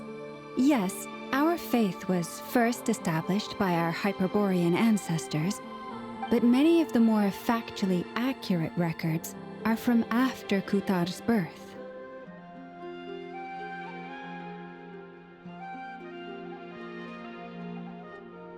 Sounds like we're gonna follow Columbina's journey through Devat, huh? In that case, we'll start by heading to the Frost Moon Enclave. Sounds like a plan. Take this with you. I'll see about getting in touch with the Fatui. It'll probably just be Arlecchino and Sandroni again. They're the only ones who would want to help. Thank you, Mr. Varka. Don't mention it. Honestly, I'm more comfortable dealing with the Fatui than prying into the details of a young lady's childhood. Catch you later. I should follow them, just in case there's some way that I can help.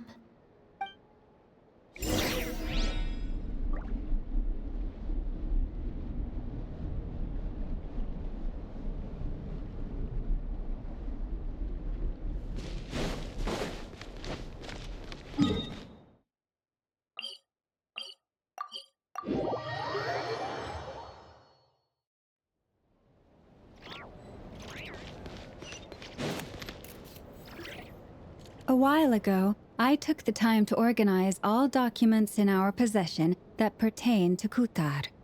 What you see here is the material I consider reliable. You're saying there's unreliable material too? Yes. Most of the information we have was transmitted through an oral tradition. Inevitably, some of her stories were mythologized and deified over the years through countless retellings.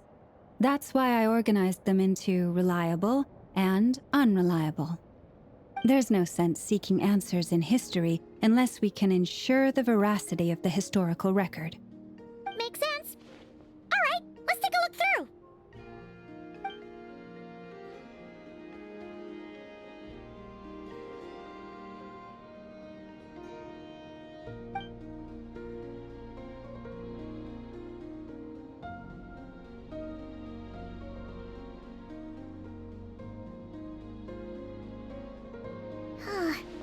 Almost all these records refer to Kutar instead of Columbina. Although neither of those is her real name. Taima's not sure what point she's trying to make. What we can gather from these records is that the Frost Moon Scions worshipped her as a god, placing impossible expectations upon her. I cannot fault them for their earnest faith, but for all their devotion, worshipping her day in, day out changed nothing. I imagine that none of it resonated with Columbina. It wouldn't surprise me if, even back then, she had already begun to reject the name Kutar and everything it represented. Lauma speaks the truth. When I heard them call upon Kutar with hope and expectation in their voices, they may as well have been calling upon somebody else.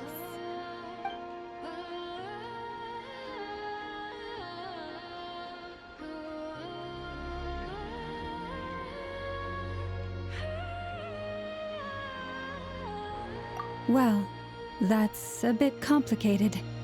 I looked at the level of detail, perceived authenticity, prose style, and how realistic their portrayal of Kutar seemed to be. Amongst the Frost Moon Scions of today, only I know of her existence, and I alone have spoken to her face to face. As such, I know that there are certain things she simply would never do. That being said, I have sensed some changes in her lately. Changes? Me? Seems like this is getting us nowhere. For what it's worth, why don't we check the unreliable sources too? Sure. Give me a moment.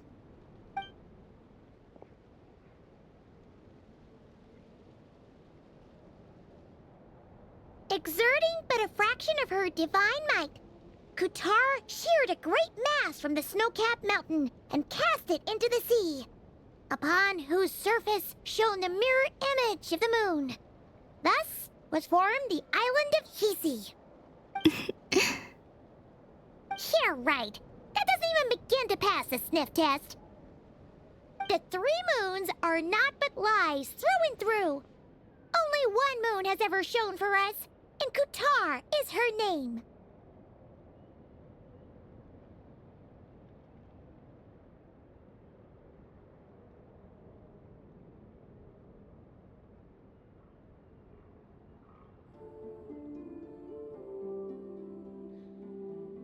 The vast majority of ancient texts are filled with fanciful tales like these.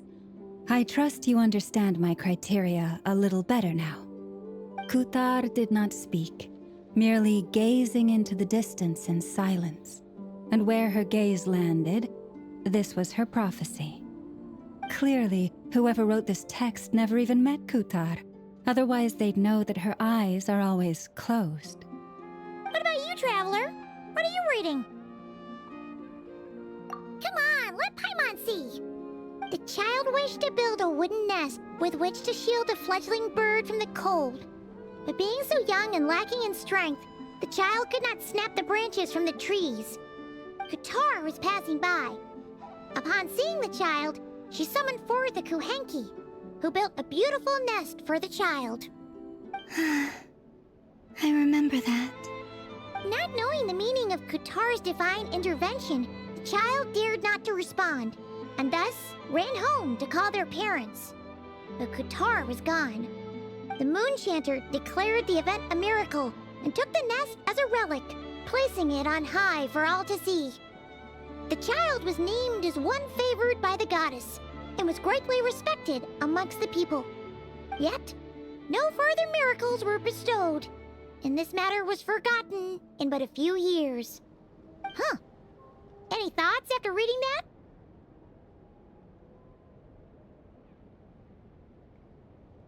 Yeah. Columbina probably just wanted to join the kid in making nests. Ah.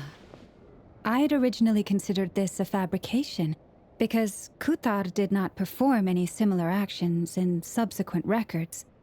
But now that I think about it, it does seem like something Columbina would do. It's just that... She didn't know how other people would interpret her actions. She was probably worried about making things difficult for people. And so, she gradually stopped joining in. Yes. Oh, that's so sad.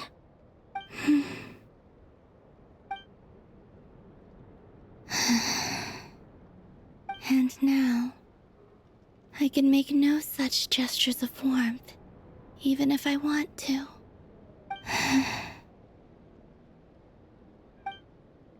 Still no name. That's a bit of a shame. But we did learn some interesting stories. That's gotta count for something. Barca said he was gonna set up a meeting with Arlecchino and Sandrone, right? Let's go back to Nasha Town and see how he's doing.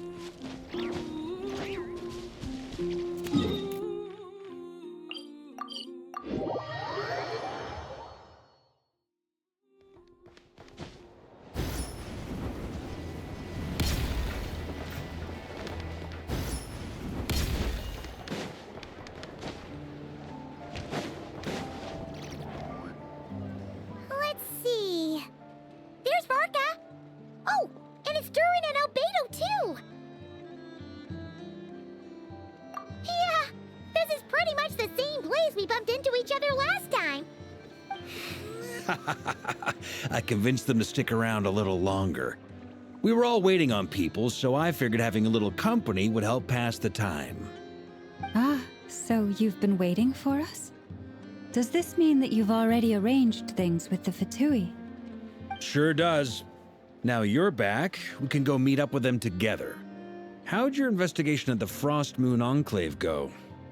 Well, we didn't find out Columbina's true name. But apart from that, it went pretty well.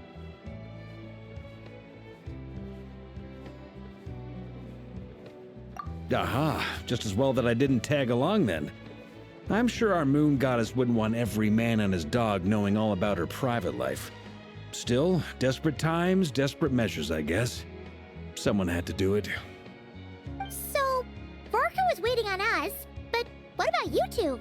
Are you waiting for Alice? Oh, no. We already met with her.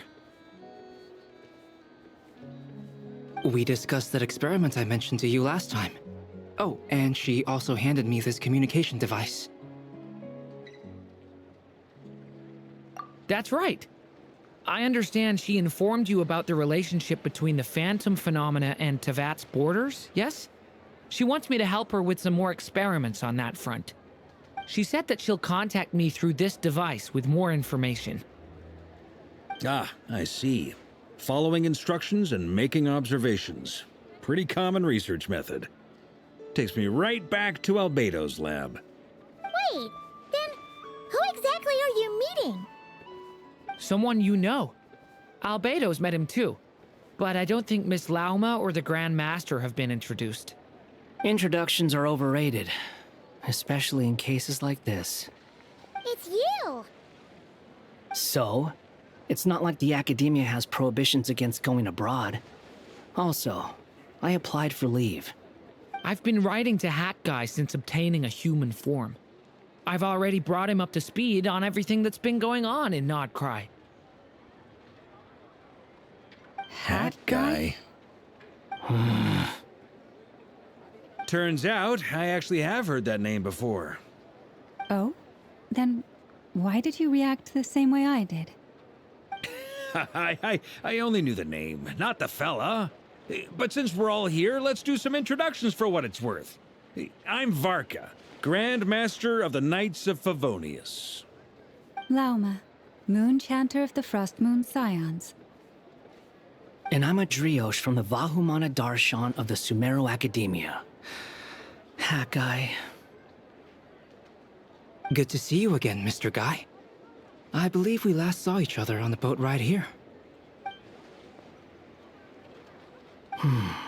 Mind you, the only reason I came here is because there's someone I want to look into. Who's that? The Doctor, also known as Dottore, second of the Fatui Harbingers. From the tone of your voice, it sounds like there's bad blood between you. I was reviewing our archives and noticed that a lot of information about him was missing. Left a bad taste in my mouth. Dottore, or Zondik, as he was then known, once studied at the Academia, but he got kicked out before he could graduate.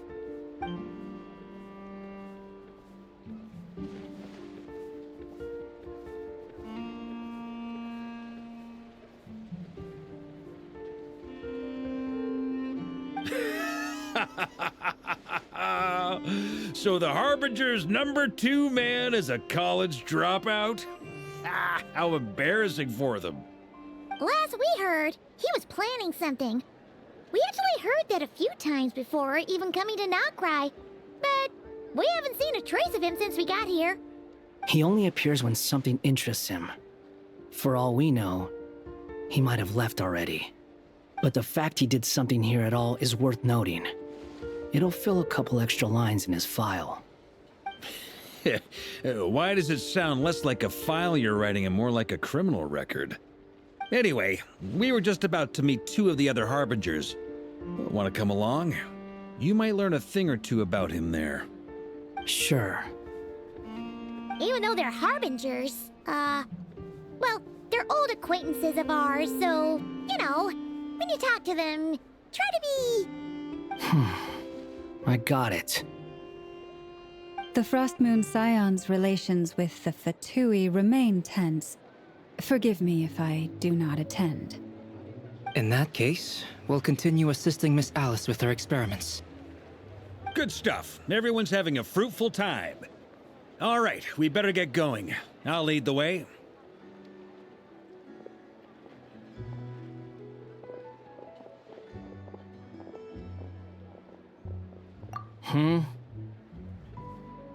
Well, yeah, that's obviously part of it.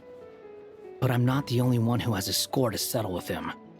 Neither you, nor Lesser Lord Kusanali, nor I want to see him meddling with things again. What's the hurry? Don't worry. Pigeons always know which way home is.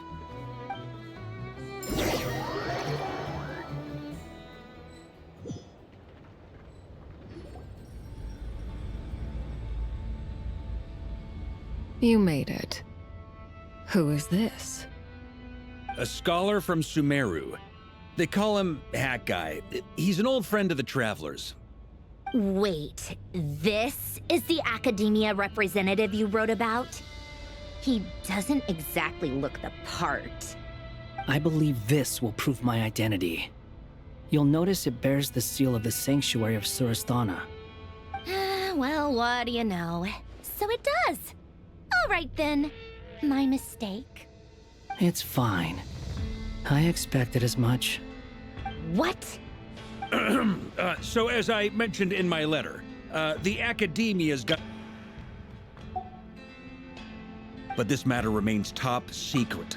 Apart from those assisting in the investigation, the fewer people who know, the better. If anyone asks, I'm here in Nod Krai to pursue my personal academic interests. Gotta say, Barca, you did pretty well to keep all this under wraps for so long. Sounds like you got in touch with the Academia about this way back.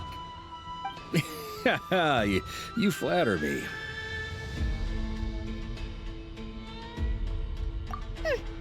Where do I even start? Remember that time we fought Rerir at Star Sand Shoal? He sure let me have it then, didn't he? I'll bet Dottore had that all sketched out, with me as his convenient little pawn. He could not care less about us if he tried, but hey! The feeling's mutual.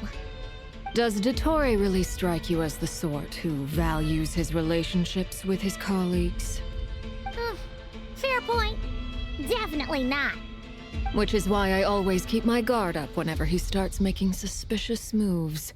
To that extent, our motivations align. On top of which, I consider you trustworthy people. Now, back on topic. In the wake of the Reikir of Solnari episode, Sandrone and I grew suspicious about Dottore's complete inaction during the entire affair. So we tried to find out what he'd been up to, but unfortunately to no avail.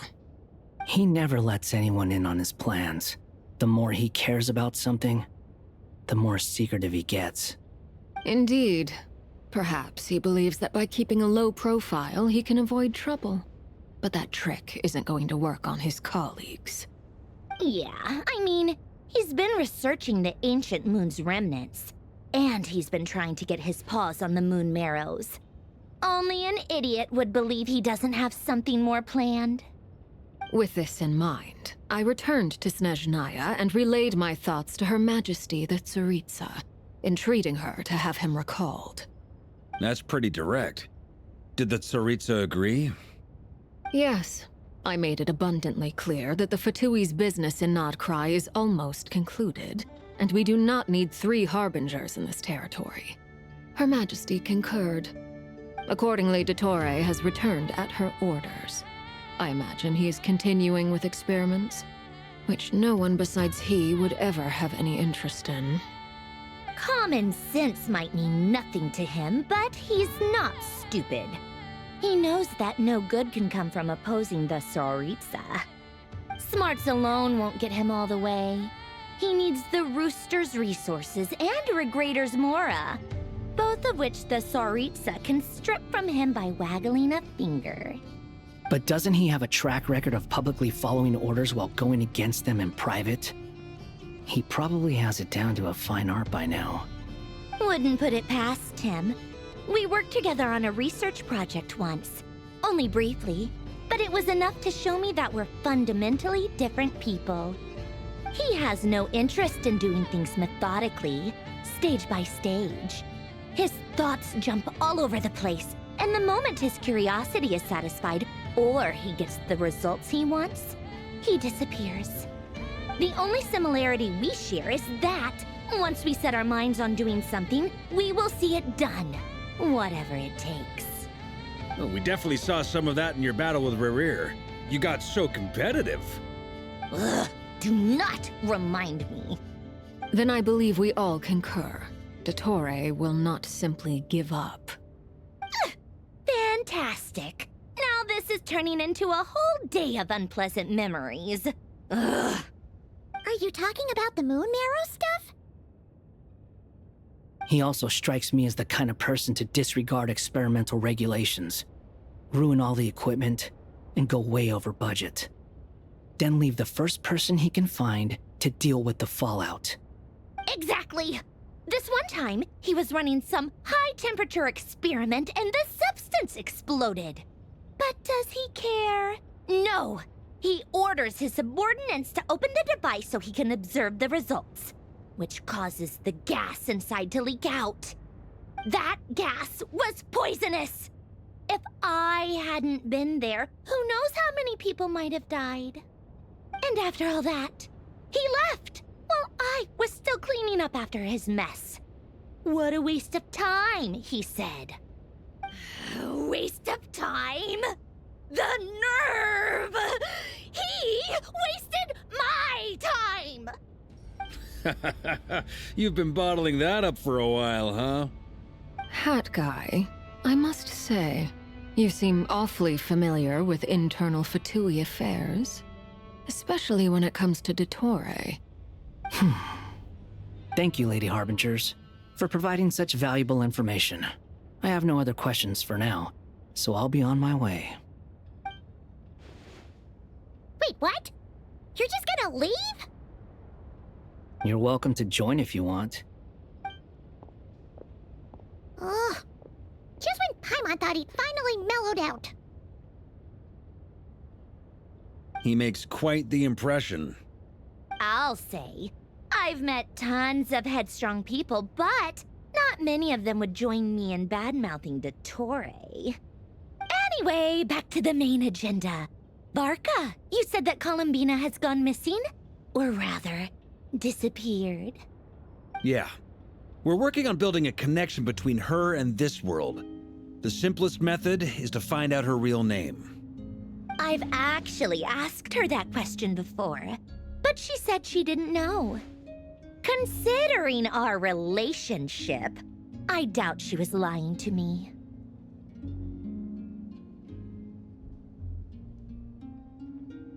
As far as I recall, she was never dispatched by Her Majesty to claim a gnosis or anything like that. That Tsaritsa's plans had long contained a place specifically for her. I always thought that was weird. What could she do that the rest of us couldn't? Knowing what we do now, it's probably something related to Kavaki, right? More than likely. When she first arrived, Columbina would often go to Her Majesty and ask when she could start the task assigned to her. But Her Majesty always gave the same reply. The time has not yet come. So she spent her days in Snezhnaya doing basically nothing. The Tsaritsa has summoned a beautiful blind maiden to be a harbinger, giving her the third seat by virtue only of her enchanting voice. It was a dumb and stupid rumor, but the reality of the situation made it hard to refute. And what happened after that? I imagine she stopped caring. She no longer seemed to care why she had been recruited, and Her Majesty never gave her any missions, so she just continued to sing in the flower garden. For my part, I was busy. So busy, in fact, that watching someone be that idol had me fuming. But still, I got the sense that she had long been used to a life of other people claiming she was needed when she wasn't. I just felt that having a place to stay would cost me something eventually. And so I waited quietly for the day that I would have to pay the price. And on the other end of that spectrum, you had me. Someone once told me that I had the lousiest work and the toughest luck. That's a good way of putting it. I forget who said it, but those words have always stuck with me.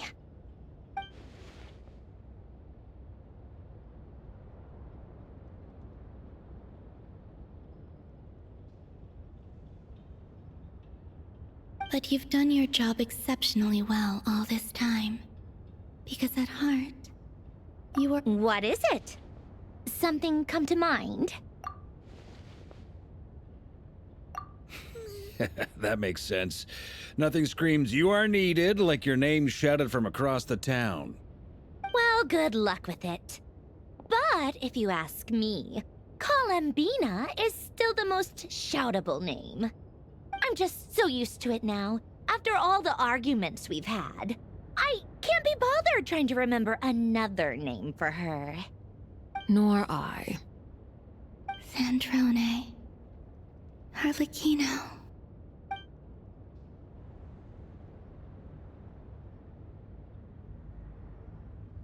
Huh! It's a Sealy! Does that mean Nicole has news for us? Ladies, I thank you for your hospitality. If the chance ever comes up, I definitely owe you both a drink sometime. I'm sure it will. You can make your own way out. Heck, you've been here enough times, you probably know your way around better than I do. Okay! Time to do what adventurers do best! Follow that Sealy!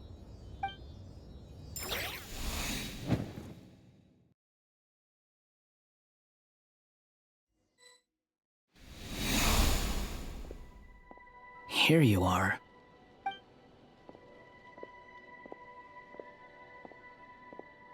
Oh, hat guy. How come you're back so soon? Did things go all right with the Fatui? Fine. Dotori's been summoned home by the Tsaritsa. Couldn't get much more than that. How about you? Any progress with the investigation? Unfortunately not. We've tried everything. Different phantoms, different locations, different points in history. But the results are the same each time. Abyssal monsters roaming the land. People crying out in despair, with no hope of being rescued. Every time I see it, I can't help but think, is this what it was like in Mondstadt when Dragonspine Durin attacked? And if I fail in the task I've been given, will I create yet another tragedy? That's just meaningless speculation. When we encountered similar phenomena previously, I tried to interfere with those illusions, using sounds and lights to guide them. However, we could not change their fates. At most, we were able to extend their existences. The events of the past are like fate that has been written into Irminsul. There isn't a living thing in Teyvat that can escape its past. But Miss Alice instructed us to try to find ways to change the outcome that these phantoms face. It's an impossible task. Can't you just refuse? Since she asked us to do this, I feel like it can't truly be impossible. Or if it is, well, mages can make the impossible possible. I could not have been born as Durin otherwise. But you also said that your past 39 attempts were fruitless. That's true. But you're still going. Yes. After this many futile attempts, surely you realize that you're not doing this because you still believe what some mage told you. It's because you want her hypothesis to come true. It's something you wish for deep inside. So, think for yourself about what you want to do. As long as you don't believe it's futile, it isn't. Yeah. Previous experience indicates that we cannot touch the phantoms, which limits the effectiveness of our interventions. If we want to clear this hurdle, we need to break this rule somehow. Same thought here. Following the same rules means repeating the same failures. Reducing ourselves to mere playthings of fate. So you mean we need to figure out a way to make contact with them despite knowing that we can't? Yes, and I suspect that's something only you are capable of. Everything in Teyvat is logged in Irminsul, but the withering that once occurred in Sumeru was a sign that the Great World Tree was being corrupted. This corruption allowed things that should not have existed in Teyvat to appear. This is tantamount to rewriting reality to an extent. You're saying abyssal power might be able to affect those phantoms? No one's ever tried it before. If you're gonna try it, it'll take courage. And you have to be confident that you can control it. Is anyone there? Has anyone seen my daughter? She's missing. I have to find her. I hear someone inside. Spargana? Are you in there?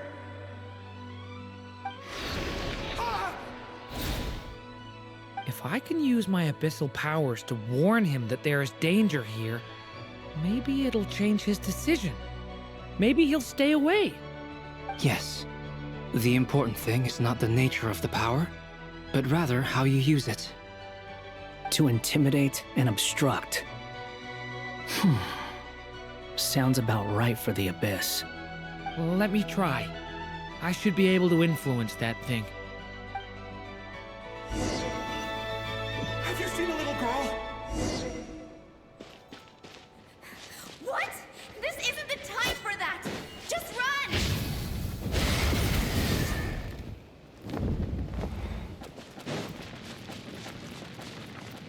I hear someone inside. Spargana? Are you in there? Where are these monsters coming from? What is this? Looks dangerous. I should get out of here.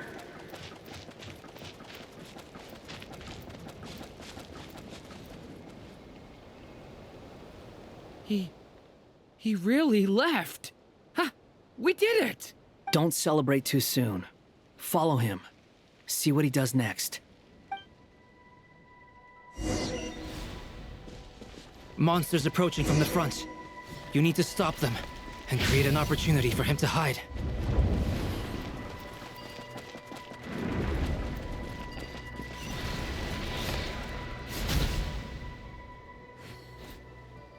Help me!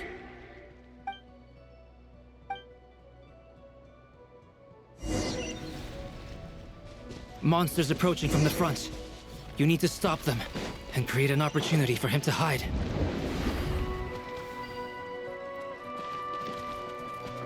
No! There's monsters ahead!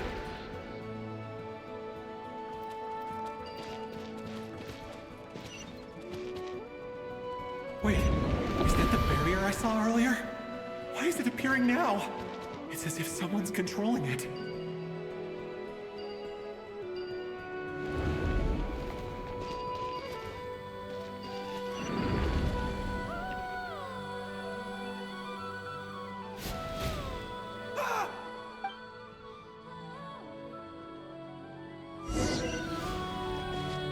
Monsters approaching from the front. You need to stop them and create an opportunity for him to hide.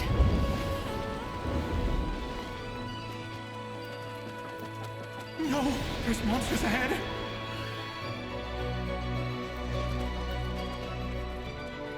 Wait, is that the barrier I saw earlier? Why is it appearing now? It's as if someone's controlling it. The monsters are gone.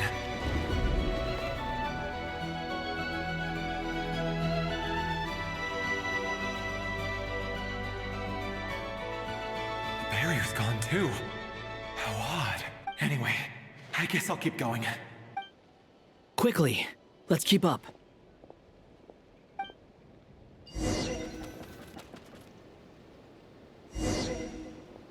Wait, there was someone else here? Don't go any further. We've got anti-monster traps laid out everywhere. But my daughter must just be up ahead. I have to go. This way's blocked.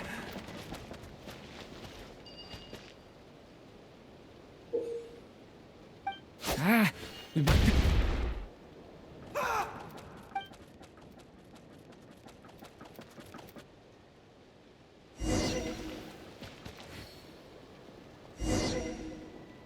Wait, there was someone else here? Don't go any further. We've got anti-monster traps laid out everywhere. But my daughter must just be up ahead. I have to go. This way's blocked.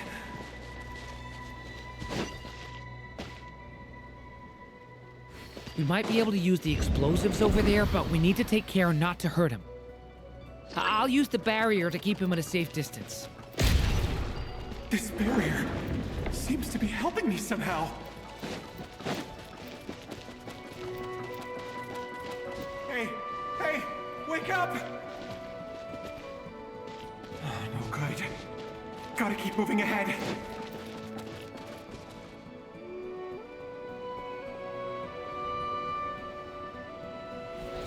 So many monsters! There's still a chance, Durin. Use the traps.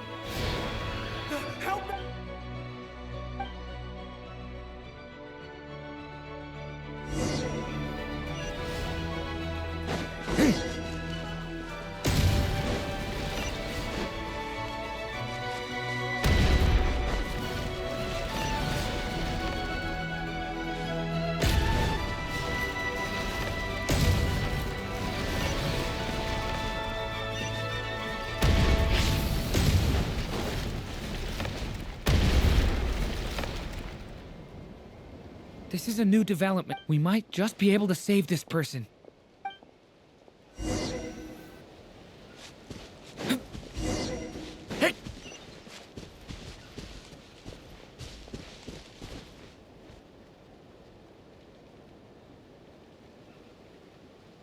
Hello there. Have you seen my daughter? Spargana's her name. She's carrying a large backpack. Get out while you still can. But I can't just leave. Okay, if I do find her, I'll get her. Don't bother. What's that noise? Monster! No, if he goes inside, he'll be walking into a trap. Let's try this once more. This time, we have to stop him.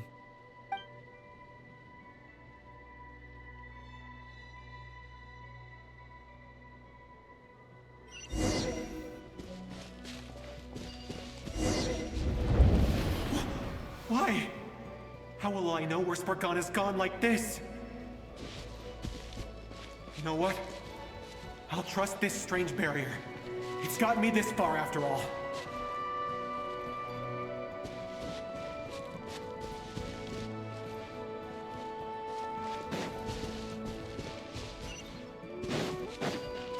What? Spargana, are you there?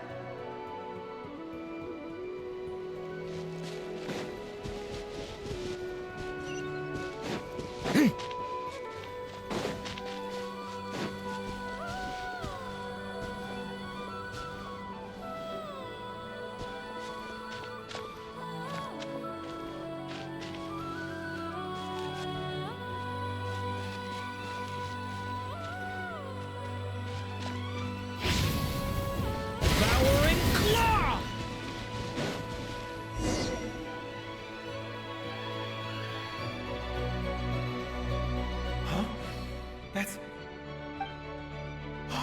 Thank you. Yes, it's one of hers for sure. Durin, just like last time. Use the explosives.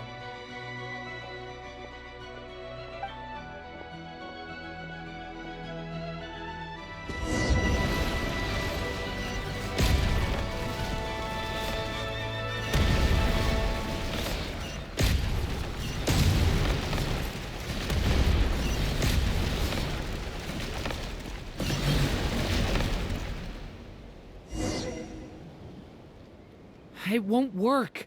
There's not, but then this clue... It might not be the only one. Better he misses that clue than loses his life. I guess so.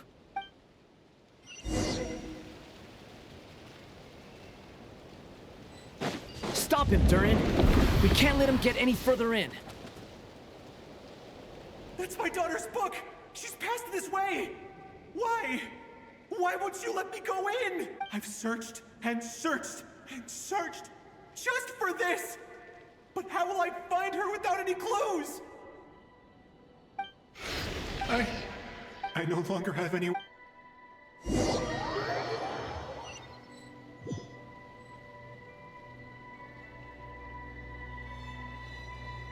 I'm sorry. I'm so sorry. He refuses to go anywhere else. Whether he opens this door or not, all that awaits him now is death.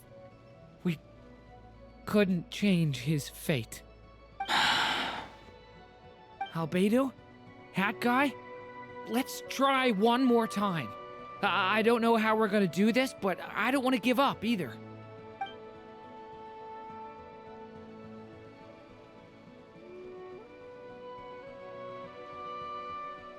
Why am I here? What's going on? All these scenes running through my head. Where are they from? Huh? What's going on? His reactions have changed. How many times have I... What's happening to me? Huh? Wait. You can see us now? I feel like I always could, but that I only just realized you were there.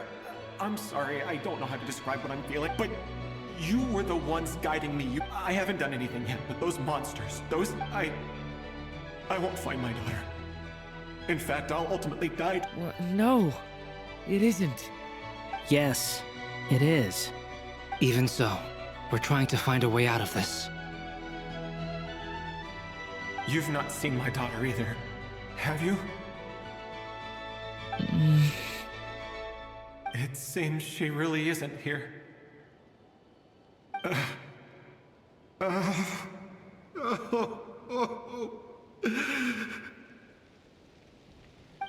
I'm sorry we couldn't help you.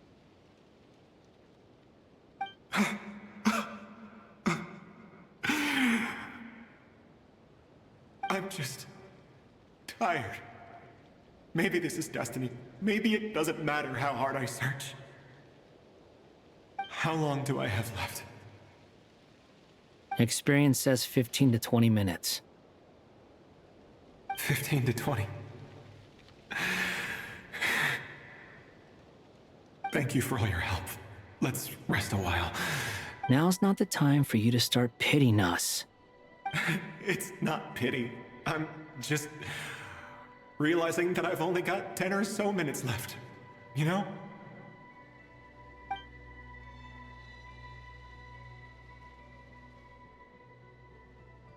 You say you're from Mondstadt, yes? A place, and you're from Sumeru, where they've built an academy and... Yes. It seems you've never heard of either place. Those names are unknown to me, I'm afraid, yes. Have you heard of Hyperborea? I have, but I heard that it was destroyed in the distant past. I see. That was where my ancestors once lived. What about Delphi Pytho? Was it later rebuilt? I've never heard that name. Then what about Sal Vindaknir? I have seen that name on stone tablets on Dragonspine. But I'm afraid the only things left of that place are its ruins. I see.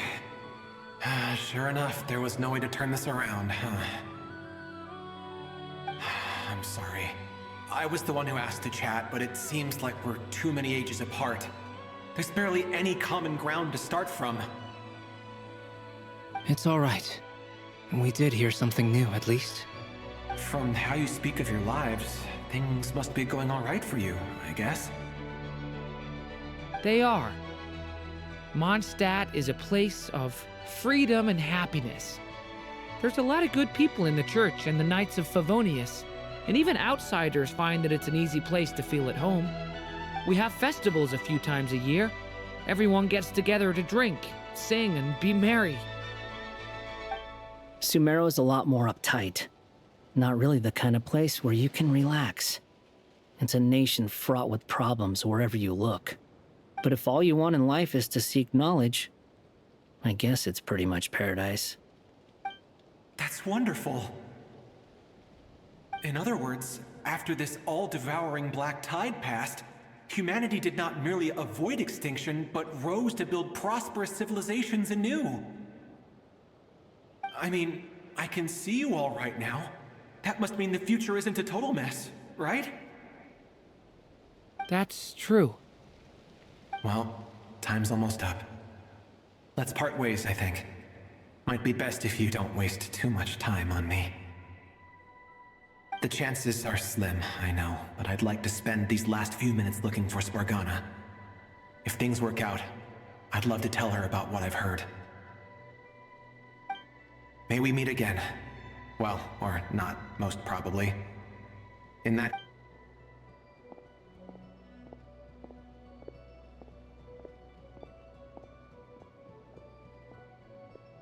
He's gone.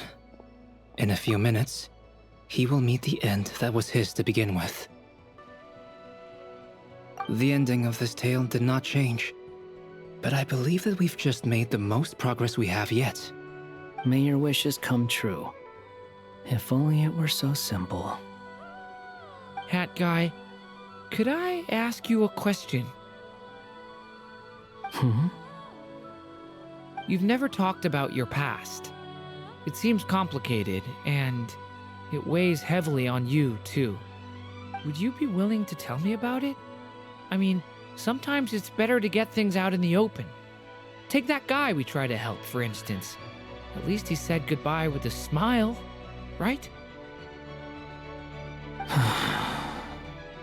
I know about Albedo's past. Our experiences are very similar, and he created me. As for you, you're my first friend, and you've witnessed every step I've taken. But by comparison, I know nothing about you. Either way, I mean, we're still best friends. But if I knew more about you, I might understand your thoughts a bit better. I've told you about myself. I'm a student at the academia. And what did you do before that? Prepared for the entrance exam? All right. If you really don't want to talk about it, I won't press you any further. I was a puppet built from the branches of a white tree, using technology left behind by the Conrian schools of mechanical engineering. A white tree? You mean an Irminsul tree? Yes. A branch of Irminsul that was once connected to the main tree. So you had a human creator too? Yeah. But my creator abandoned me after deciding that I was a failure. After that...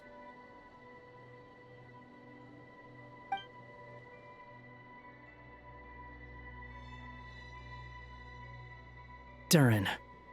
Resisting the influence of the Abyss, suppressing the urge to destroy, trying to do the right thing. None of these things are easy. But no matter how hard they are, trying to rewrite past wrongs is far harder.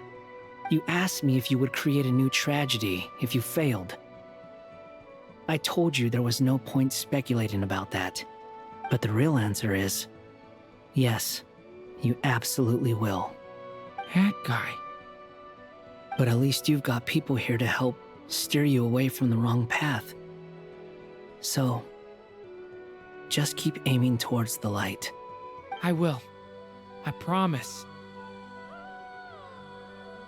All right, break time's over. Hello, Durin speaking. Hello, friends, it's me! What have you been up to, I'm detecting some unmistakable fluctuations here at the border. The amplitude isn't particularly high, but they're completely different signals from the ones before, and the scale is comparable to those I've detected previously. Alice, we were unable to save that person. However, he appears to have retained a portion of the memories gained through that cycle, and was able to hold a conversation with us. I see. Well, that is rather odd indeed. It definitely merits further attention. Could I trouble you to keep trying the same approach? I need to gather some more data. Counting on you. I should probably have Nicole come and check this out as well.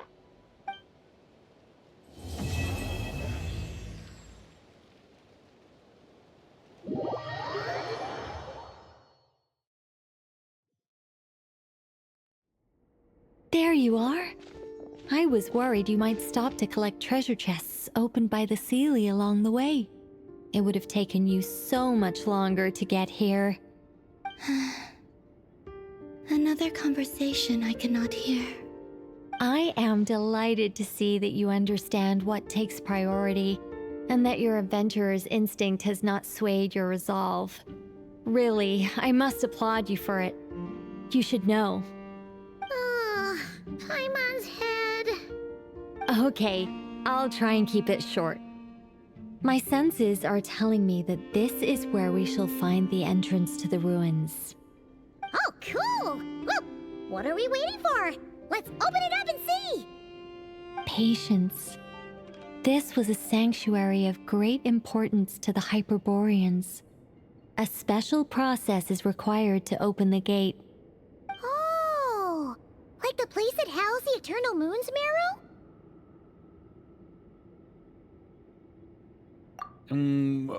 Okay, so what's the plan?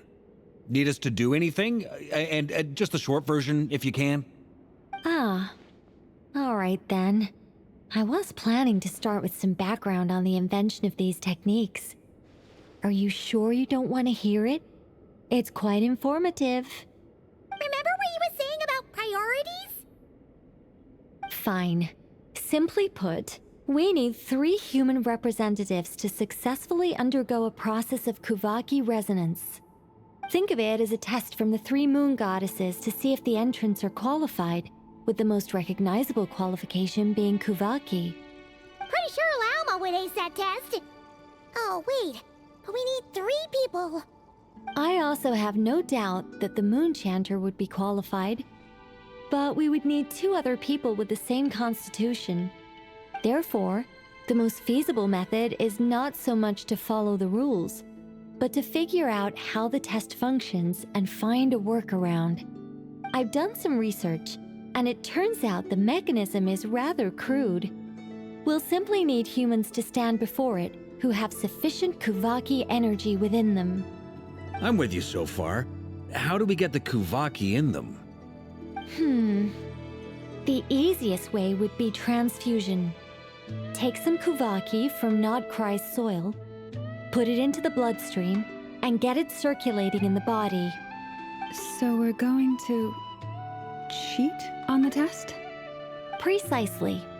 There are other methods, but this is the simplest one. Cheating the system is much easier than trying to hide from it. Huh? Ah! Sorry? Does the idea of cheating upset you, Miss Lauma? No, that's not it. I suddenly had an idea. Oh, what is it? It's about Moon Prayer Night. I figured out a way for Kutar to join in the festivities. Huh? But as Paimon said, we need to have our priorities straight. Let's get back to the test. I'll follow up with Nefer on the festival arrangements. Oh, okay. Anyway, is this really the best method we have? A Kuvaki transfusion sounds dangerous, no matter how you slice it. If you think that's dangerous, wait till you hear the other methods. I'd be more than happy to go through them if you'd like. There are several. No need, we're good. Let's go with this one. Very well. Kuvaki transfusion it is. Now, I should mention that the risks can be greater or lower depending on individual compatibility. It would be rash to simply infuse the Kuvaki and hope for the best. If the body rejects it, the reaction can be quite severe. The symptoms are similar to another condition that some people living here suffer from, known as congenital Kuvaki sensitivity. So, before we execute our plan, I will perform a simple test of my own to see who is compatible and who is not. Once that is done, we will have to complete the resonance process as rapidly as possible. The participants must remain stationary while the Kuvaki circulates and bonds with them, and they mustn't eat or drink anything. What? No eating or drinking? That's some hardcore fasting. They'll all be monks by the time they're through.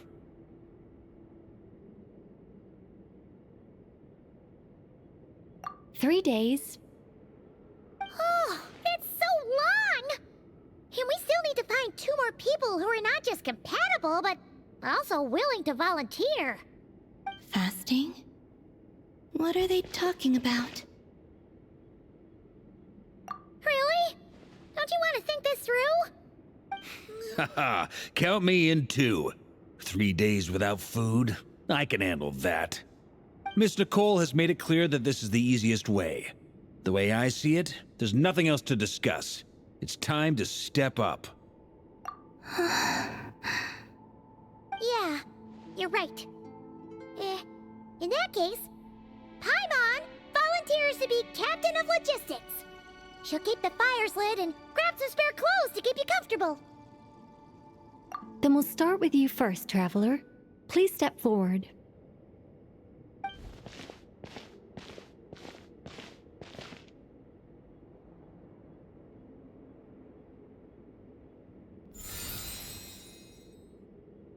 How's it going?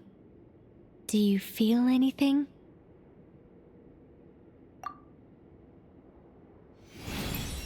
How about now?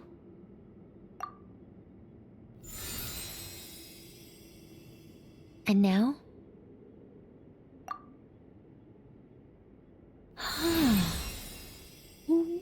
What about now? You guys, it's not a competition, you know. All right, I'm officially impressed. Even as a descender, you can withstand far more than I imagined. It's like I summoned a giant stone titan to arm wrestle you, and your arm hasn't even moved an inch. In my last attempt, I infused 5 times the amount of Kuvaki required. Yes, safe to say, compatibility won't be an issue for you. You're eligible to join. You're next, Mr. Varka. Sure, here goes nothing. All right, I'll start where we left off. 5 times the required Kuvaki dose. Whoa, whoa, whoa, hey, wait a minute. How's it going? Ooh, no, not great. I kind of want to puke. Feels like I've been drinking too much. A few bottles of wine, then a big stein of Dark Horse, with some hard liquor from Liyue mixed in. You think this is funny? I just lost to a young lady in an arm wrestling contest. I'm never gonna live that down. My apologies. I'll lower the concentration and try again. Oh. How's it going now? I'm not as dizzy as last time, but I can still feel it pulsing around. In that case, you wouldn't be an ideal choice, Mr. Varka. Let's try someone else. Okay, let's go ask some of our other friends then.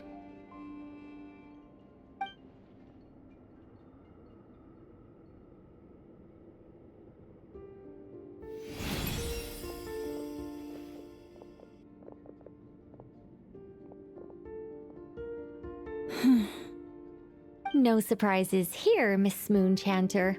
You're perfectly compatible. You may join.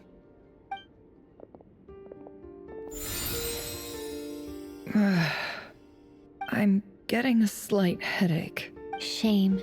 You were so close. Whoa! Time itching all over! Allergic reaction. We can't have that. Huh? Well, are you gonna start a what? The Hexenzirkel is an organization that cares for and protects children. We will not have them do dangerous things.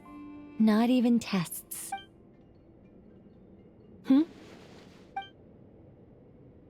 Is something the matter? The candidates have to be human. I guess that rules me out too. Huh. Everyone except the Moonchanter got beaten. Guess I don't need to feel so bad after all. I mean, looks like this isn't gonna be as easy as we thought. Perhaps I could ask for volunteers among the Frost Moon Scions. I'll see about talking to some trusted Lightkeeper colleagues. Itlua springs to mind. In fact, I think we had some former Frost Moon Scions join our ranks recently. Can you give me the scientific explanation for how the test works? I can probably make some kind of test bot. Then we can just zip through Nasha Town, going up to people and pressing a button to check their status. Wouldn't that be way easier? No. Wow! No elaboration for once. How about I contact the Knights of Favonia's garrison in the Wave Chaser plane? Shame that Lohan's already left. And that guy's even tougher than I am. Strange.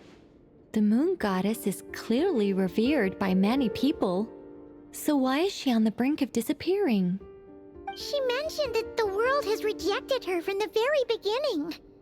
And when we fought the Reikir of Solnari, it seemed like she exhausted her power for our sake. Also, Paimon's not sure revered is the right word for how people feel about her. Gratitude, certainly. For my part, anyway. It's basic reciprocity. She helped us, so she deserves our help in return. Yeah. Even though she looked like she didn't care, she still saved a ton of people, including me. A review of the relevant data leads me to conclude that Miss Columbina is a good person. Yep, you bet! They really think so? I'm super surprised that Columbina isn't her actual name, though. I think it really suits her. It's light and graceful and... yeah, just a really pretty name. I know, right? Unfortunately, that's not our decision to make. Columbina. That was the code name the Fatui gave me. But it also came up in the song I heard when I was born. But... is that really all there is to it? What do I truly think of my own name? Is there anyone left who will still call me by that name?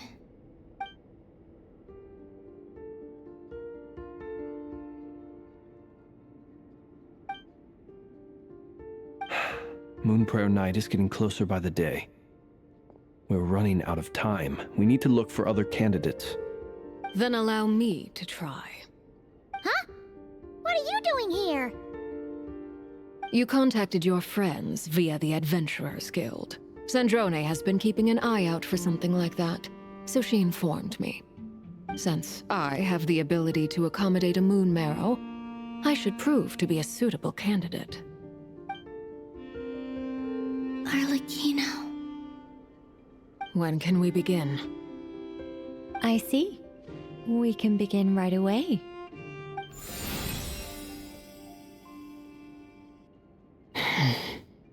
How was it? Did you feel any discomfort? Not at all. Then it seems we shan't need to look for additional candidates after all. Great! Cool. Alright, like Paimon said, the rest of us can take turns making sure the three of them stay warm and comfy. Then, my job is to take care of the caretakers. I will ensure everyone receives food and accommodation. I'm ready as well.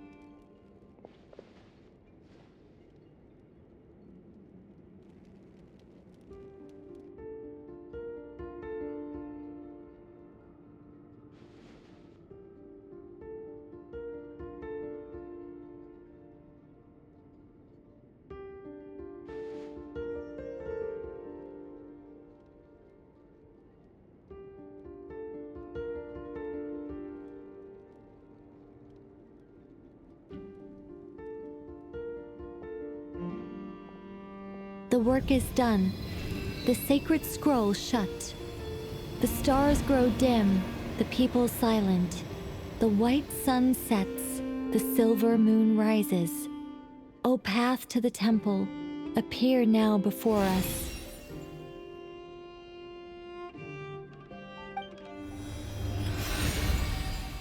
Wow! It really opened! So that's what all this is about. They've been trying to open this gate. Come, let us enter.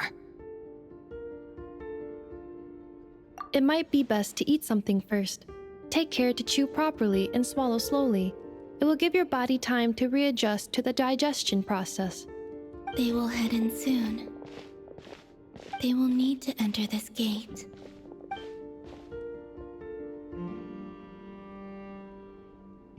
Huh? I cannot pass through. Is it because I have no physical body? It has been 3 days. My strength has all but completely faded. Can I really hold on until Moon Prayer Night?